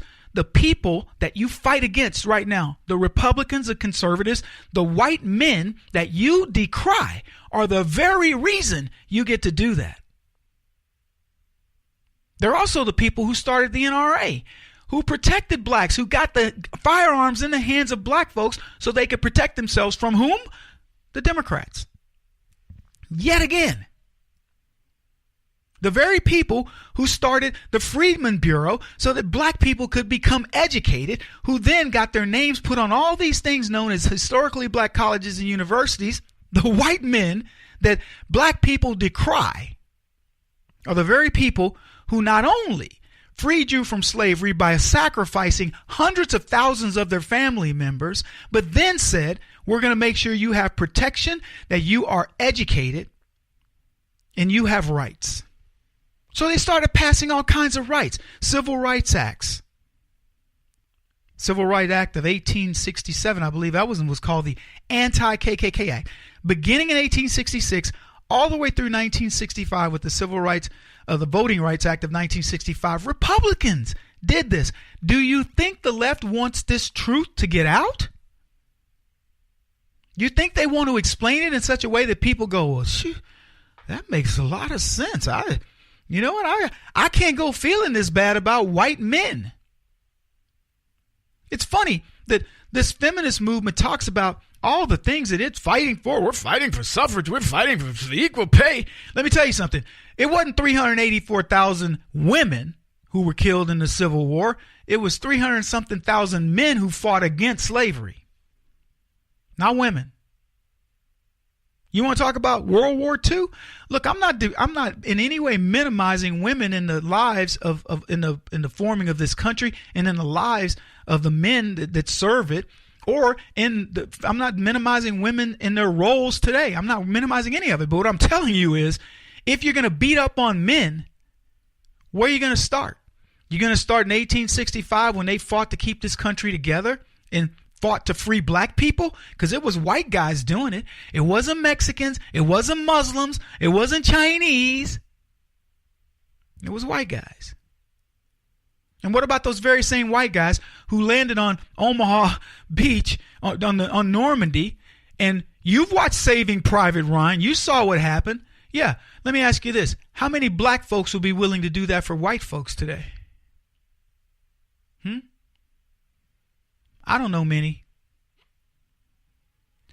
So get off your high horses, you bunch of lying leftists. We know who you are.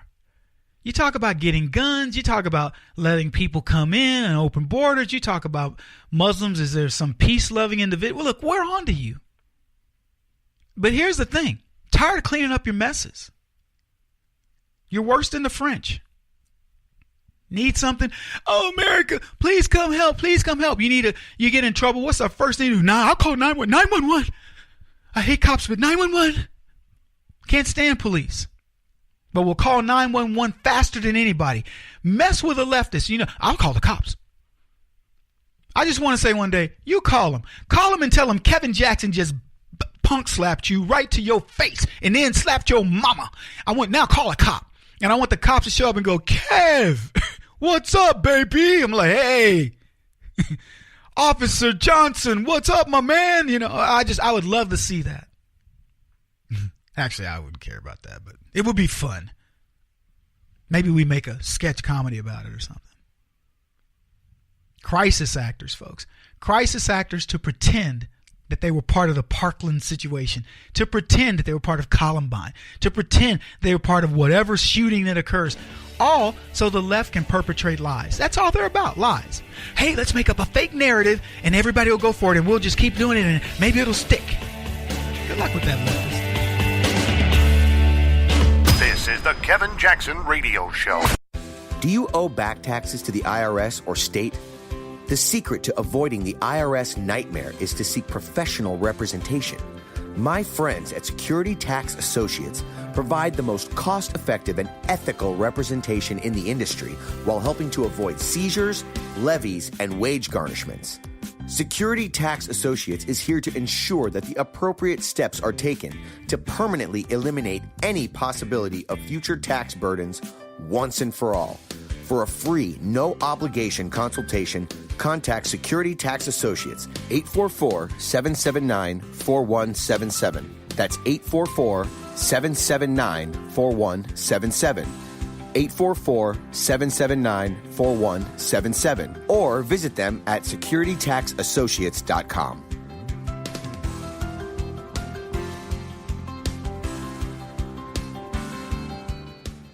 Beth Cook Moranville, author of Closer Than Your Breath, a book of hope. Hope, that wonderful, wonderful 4-letter word that you may feel completely out of. I wrote this book to give you great hope. It's not too late. If fetal position is an all too familiar place for you, I understand. If the next 60 seconds are too long, this book is for you. Wherever you are right now, whether you're dealing with divorce or death or sickness, take hope. You are going to make it through this pain. Don't roll your eyes. I've walked this road and I know it. The best is yet to come. Closer Than Your Breath, a book of hope from author and speaker Beth Cook Moranville, can be found on Amazon.com or Kindle.com. For more information, visit closerthanyourBreath.com or on Facebook at Closer Than Your Breath.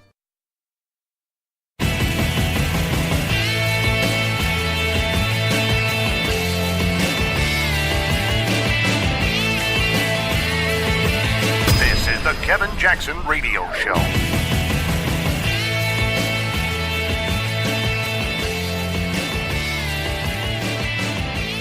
Welcome back, everybody. Kevin Jackson here. Jennifer Lawrence, we talked about her earlier, but I want to tell one other quick story that I found about her, because I Googled Jennifer Lawrence movies suck, and I wanted to just see what came up. And it turns out that she and Emma Stone, you may remember Emma Stone from La La Land, and what was that movie she did with the same actor from La La Land where they end up falling in love? Love Actual? No, what was it? Anyway, Steve, what's his face is in it. The guy that was in The Office. Well, long story short, they became, Woody Harrelson worked with Jennifer Lawrence in The Hunger Games, and he introduced her to Emma Stone. He said, I think you two would get along. So they became best buds. Now, I heard Jennifer Lawrence was best buds with Amy Schumer, but who knows why they fell out. Amy probably tried to steal Jennifer Lawrence's boyfriend or something. Who knows? But now she's best buds with Emma Stone. So, as I said earlier in the broadcast, Lawrence doesn't have a good career. despite what people tell you, despite her being the box office queen because of Hunger Games, she was successful in Hunger Games 1. They made the remakes. Obviously her agent negotiated a hell of a deal for her. She got huge money, so she was the box office queen for women for a year or so. And, you know, look, I don't care. Do you think she's a good actor, great actress? Doesn't matter to me, one way or the other. But what I can tell you is her movies don't do as well as people claim they do if you really delve into the numbers. And I did it. I took out Hunger Games because they said she's made $2.something billion in her films worldwide. Take out Hunger Games, and that number drops off substantially. I mean, to the point of a rounding error with Hunger Games. So she was auditioning. My point was, she's not as hot of a property as they try to make it out to be.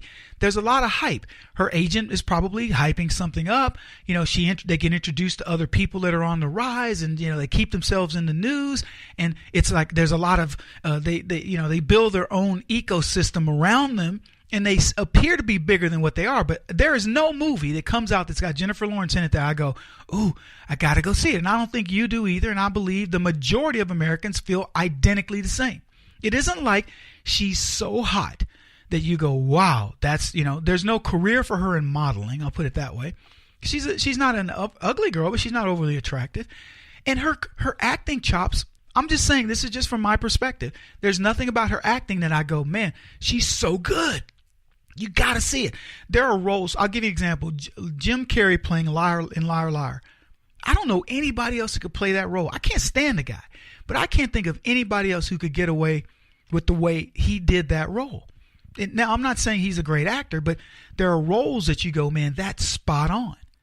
I don't like Will Smith, but he did an amazing job in 6 Degrees of Separation. Everything since then is junk. But that role, actually one of his first acting roles, was amazing. Okay? So they can have that, you know, the 15 seconds of fame type thing, and good for them. But she's no person that makes me compelled to go see her. So that's the backdrop of what I wanted to talk about. So Emma Stone and Jennifer Lawrence were auditioning for the same role. Now they're BFFs. They're best friends. And so they had a text exchange. And Jennifer Lawrence says, I auditioned for Easy A. I wanted it so bad. And Stone laughs, well, guess what? You didn't get it. You didn't get it because you suck. Outside, Lawrence joked, like, outside, you know, we're going to fight this out. Now, that's the joke between those two girls, now friends, auditioning for the same role for some movie called Easy A. So here's what I'm telling you. Emma Stone, career on the way up. Decent actress. I've watched her in multiple roles. I think she's going to go down as a great. Jennifer Lawrence, not so much. So she loses out on the role. She's the hottest actress out there, and she loses the role, or so they would have you believe. But reality is, if she were the hottest actress out there, they would have cast her. They cast Emma Stone. Now, I don't know Emma Stone's politics. I can only presume it's probably left because she's a Holly weirdo like all the rest of them. But the difference is she at least can act, and I don't know her politics, so we haven't decided we're boycotting her just yet.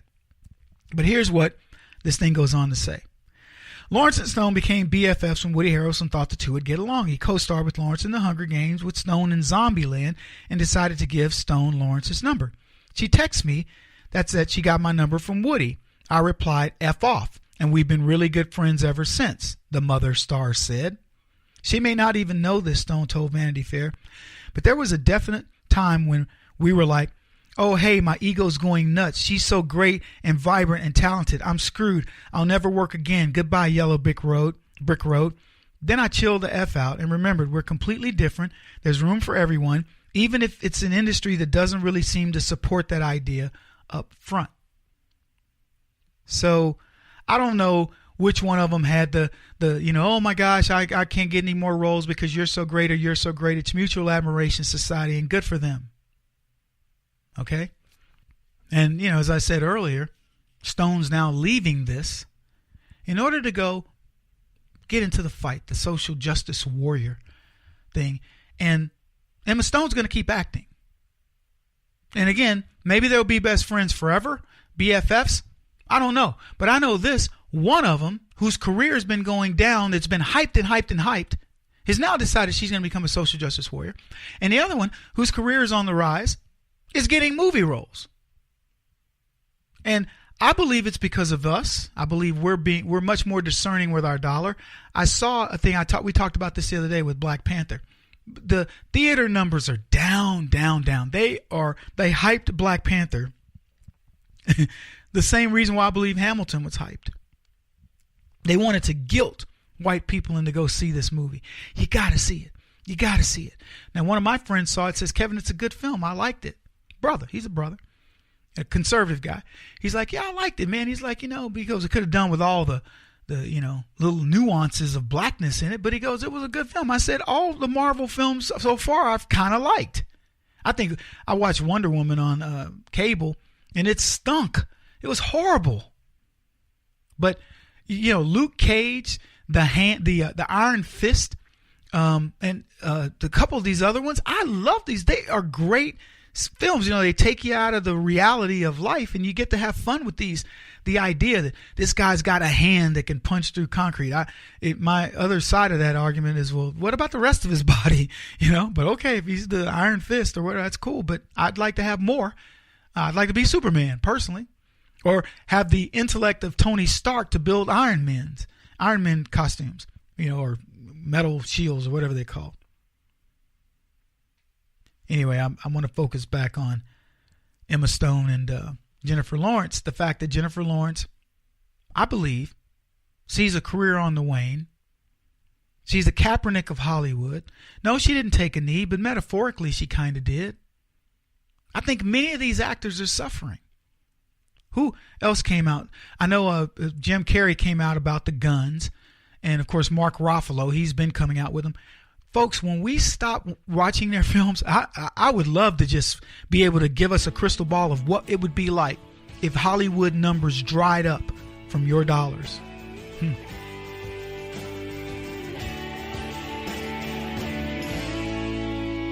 This is the Kevin Jackson Radio Show.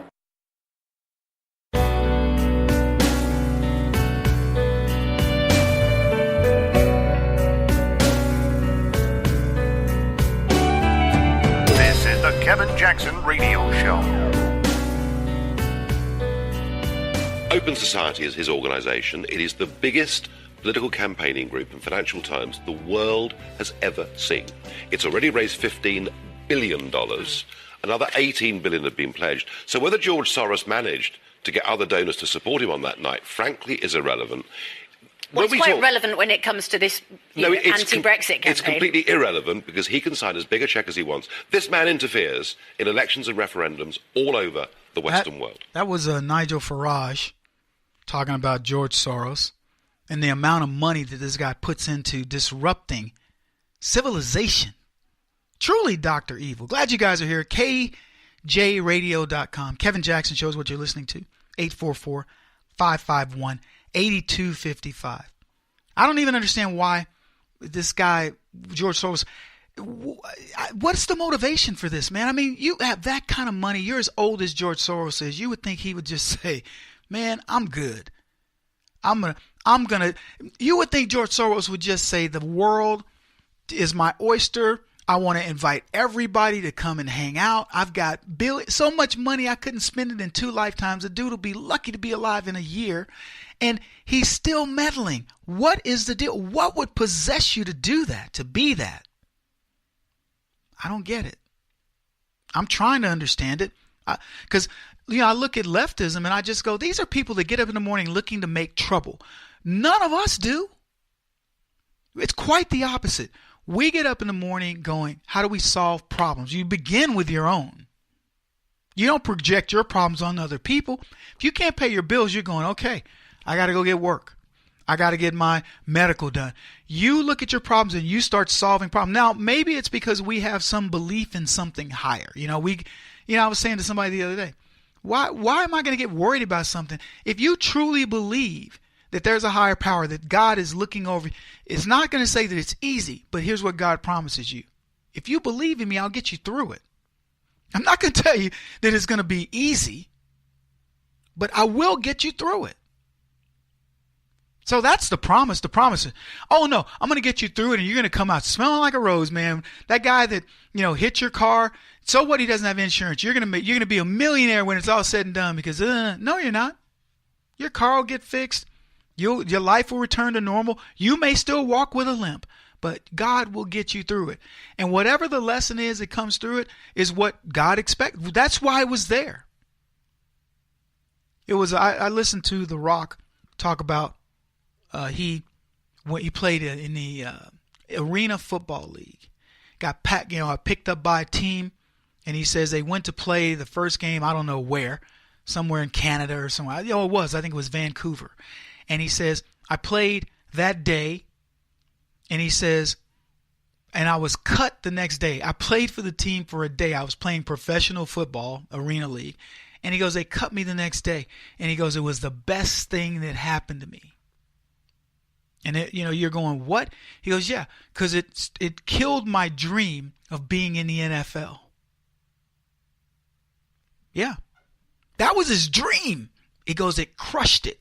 I couldn't even make it in the Arena Football League. Wasn't going to make it in the NFL. So he goes, then I shifted gears and I went another direction. And now what? Look at me now. And it was an inspirational story that said, your dream can die. You may not have any control over it, but you know what? You can dream bigger. You can do more. Now I'm going to tell you how the left would tell that story. It would be a story of failure. How many people, got in the way of The Rock?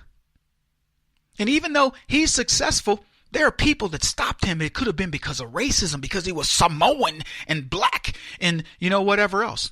That's what was the impediment to him. And yeah, so what? He made it. There's still forces out there that are trying to get you, and they will get you. Look, don't believe what The Rock is saying about success, because no, he got lucky. Those forces exist. Forces of evil. Yeah, like George Soros. I'm just saying, man, you can't win with these guys. But now we're winning. I wrote a piece called Why Donald Trump Will Never Lose to the Left. Never. You heard me. Never. Never going to lose to the left. And in case you haven't noticed, the left worked tirelessly to make Trump look like he's an egotistical, racist bigot who's unhinged, unworthy to sit in the Oval Office, a conspirator who worked with Russians and all other kinds of things, who also sleeps with hookers and you name it. That's what they've painted this guy to be. They love characterizing conservatives and Republicans as the bad guys. We're the bad guys, not George Soros, not Steyer, guys putting millions and millions of dollars to upend the democratic system, influencing minds with lies, complete fabricated lie campaigns that gain traction and have up to this point even ruined lives. The left doesn't care if they ruin you. That Michael Flynn's a perfect example. I don't need to rehash it, but this dude is a hero. He's 3-star general in the military, man, and gets onto the president's cabinet. And they ruin him. They ruin him with lies. They spy on him and all kinds of stuff. I just want you to think about it this way. Imagine if the government decided to spy on you and just to get any dirt at all. It wouldn't take them a week. Most of us would be, people know. You'd be crying. And certainly these leftists, oh my gosh, man, you'd find out they're pedophiles, sexual deviants of other sorts. They are, the worst part of man would come out, and it wouldn't take a day before you'd have all the dirt you need. For at least for us, it would take a week. I'm just saying, they're the ones who are evil. They need Americans to fear you, the good guys.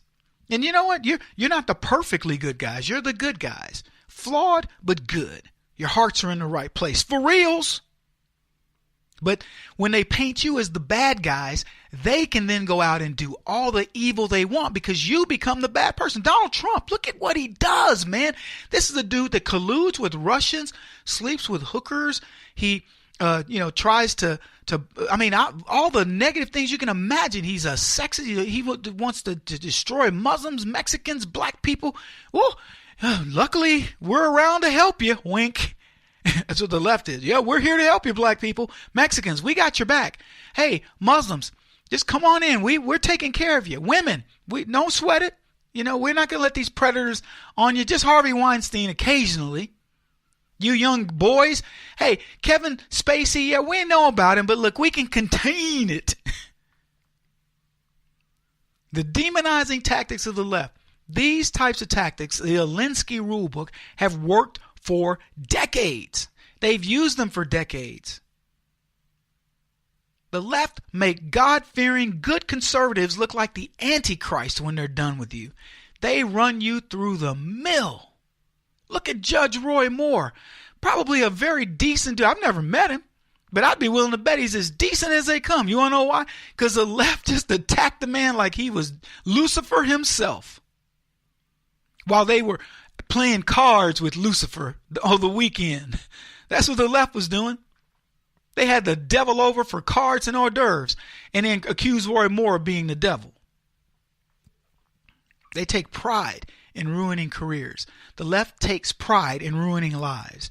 Not even a glance back. Not even a look in the rearview mirror to see what's up, man. They just top down on the convertible and they cruise on down the highway. Crushing dreams, crushing lives. They don't care if your kids... If they can make you into a pedophile and make your kids commit suicide, the left would do it, and they wouldn't miss a minute of sleep. Demonizing tactics. And they've thrown the kitchen sink at President Donald Trump. What part of his life haven't they attacked? They attacked Barron, his child. They attack his older children. Imply that Donald Trump wants to sleep with his daughter. They attack his marriage, his ethics. They attack his business acumen. He's had bankruptcies. Yeah, but he's had a lot of successful businesses. How many successful businesses has Barack Obama had? None. I mean, I could go on. They attack this man at every turn. And when they can't get him, they make it up. He's colluding with the Russians. Trump made one comment about Putin. He's like, yeah, I mean, Putin, what do you want me to do? He's a member of the world community. Of course I'd work with him. Oh, he's in collusion. That's what they do. He's in collusion with Putin. I guess what Barack Obama wasn't when he met with him. Hillary Clinton wasn't when she met with him and brokered uranium one deals. I mean, what more? I mean, just the idea that they would even bring that up, I find unbelievable. But they do it. But Trump's never going to lose to him. And you're going, Kevin, how can you say that Trump's never going to? He's not. Trump will never lose an ideological battle to the left. He won't lose a media battle to the left. It won't happen. But you're going to have to wait for me to tell you how it won't happen, because we got to take a break. Kevin Jackson on the Black Sphere Radio Network. Do you owe back taxes to the IRS or state? The secret to avoiding the IRS nightmare is to seek professional representation. My friends at Security Tax Associates provide the most cost-effective and ethical representation in the industry while helping to avoid seizures, levies, and wage garnishments. Security Tax Associates is here to ensure that the appropriate steps are taken to permanently eliminate any possibility of future tax burdens once and for all. For a free, no-obligation consultation, contact Security Tax Associates, 844-779-4177. That's 844-779-4177. 844-779-4177. Or visit them at securitytaxassociates.com.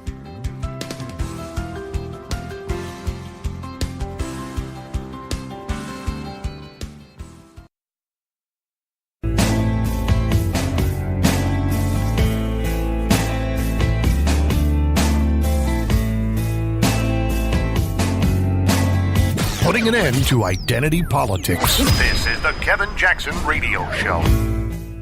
Welcome back, everybody. Kevin Jackson here. It's the Kevin Jackson Show. KJRadio.com. Discussing why Donald Trump will never lose to the left. Never. He can get a setback. like they can slow down things or whatever, but he'll never lose. Look at anything that Donald Trump has done so far. Oh, he was never going to get Obamacare. Okay, we're not going to pay for it. We're going to start slowly dismantling it. Then he said, well, it'll implode on its own. Then they're going to come to me begging for something. That's on its way. It's going to happen. He's never going to get this travel ban or whatever. They got the travel ban eventually. He's never going to pass his tax cut. He got his tax cut. He's never going to do this, that, and the other. Whatever. Everything that he wants, he'll get. May not get it exactly at the time he wants, but if you think that Donald Trump had an amazing first year, wait till you see year 2. Whoo. You wait. He's going to blow all convention. Forget what usually happens in a midterm. Supposedly the incumbent, the new incumbent, the ingenue, gets his butt kicked. It will not happen. Donald Trump will kick the butt of leftists in November 2018. Republicans will feast. Oh, the Republicans are all leaving, Kevin. There's lots of Republicans leaving. Good. Get them gone. They were probably weak-kneed sissies to begin with. Well, Daryl Issa, whatever is that? What is his name? Issa. He's leaving. Trey Gowdy. I don't care. All of them. They're going to be replaced with people who are going to finally get to come in under somebody who shows real leadership. Not people that came in under George Bush. He lost a bunch. You're going to find guys that run. They're going to run on guts. That's what Trump's going to bring. So good. Clean house. That is a compliment to the man. See, they want you to see it differently. All those Republicans, they're abandoning Trump because they don't like his policies. Nothing could be further from the truth. The tax bill proves it. The tax bill is going to be the dividing line between what success and failure in 2018. And everybody who voted against it is going to get their teeth kicked in. Everybody who voted for it is going to find out life is good. 51 senators voted for it, and I know 45 or whatever didn't. Maybe 49 didn't. But the ones who voted for it are going to feast. The Democrats know it too. They're shifting over. Do you see any Republicans running from Donald Trump? I don't know how into politics you are. There's no Republicans running away from him. The best thing you could do, if you've got a race, you're begging Trump to come into it. Please do it. Everybody's talking about Trump supporting Romney. Romney couldn't be happier that Donald Trump endorsed him. That may not be happy for true conservatives who go, look at what this guy did. Let me tell you something, folks. Romney's no worry to Trump. Trump's like, look at who I had that were elected. Paul Ryan and McConnell and all these guys that didn't like me. What are they doing now? Rallying behind me. One simple reason. Success.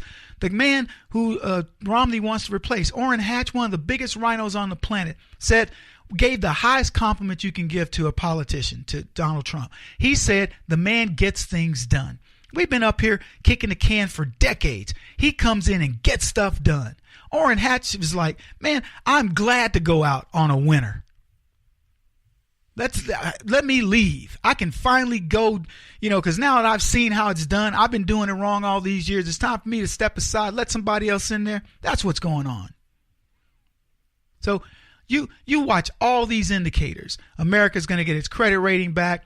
The economy is going to boom. People are going to be working. Eventually, the budget gets in check, and he'll start looking at entitlements and things like that. Eventually, there's only so much you can do.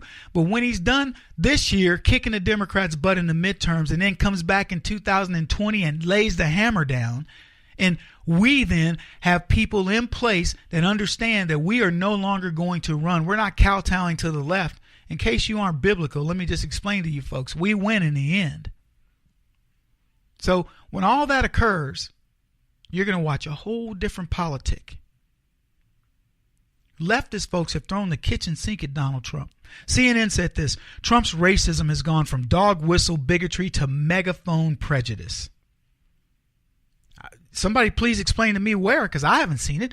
USA Today: Trump's malignant narcissism is toxic. Mental health professionals have a duty to warn about a leader who may be unfit to serve. The Boston Globe said this: Donald Trump, the bigot who can't accept reality. The list of these hit pieces is longer than a Polish last name, and the articles are baseless. The authors know little about Donald Trump pre or post presidency. They're just making their, casting their aspersions, making their what they think him to be, based on what? Based on their echo chamber of ignorance, and that's what they spit out. And you know what? In the past, maybe you spit out enough, you get enough newspapers doing it, and you'd be fine. But then what does Donald Trump do? He goes and he gives a tax break that impacts millions of people immediately. It hits hundreds of thousands. They get bonuses. Corporations start to hire, and which haven't even really kicked in just yet. And suddenly, people start looking at their taxes and going, wait a minute, I'm getting more money's back in my check. Maybe he isn't quite as unhinged as I thought he was. They don't know the real Donald Trump. They don't want to know the real Donald Trump. Knowing him would erode the foundation for their lies.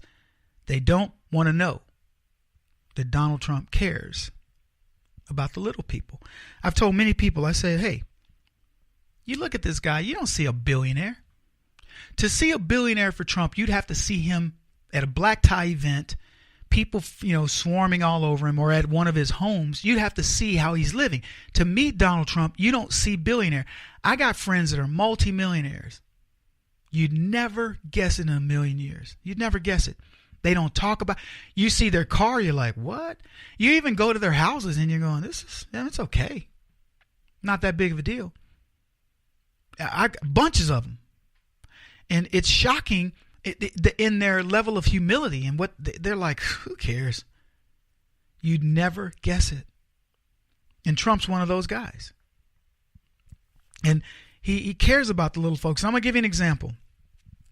Donald Trump returned from Hamburg. He had participated in the G20 summit.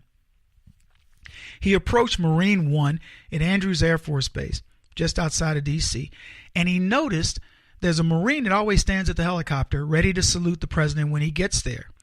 And this happened to be a young black man, a PFC. He's standing there, but his cover's off. That's your hat in Marine Corps lingo. And it's tucked under the staircase as Donald Trump's Donald Trump's talking to some military bigwig. And he's walking up to the plane and he sees the cover. It's white.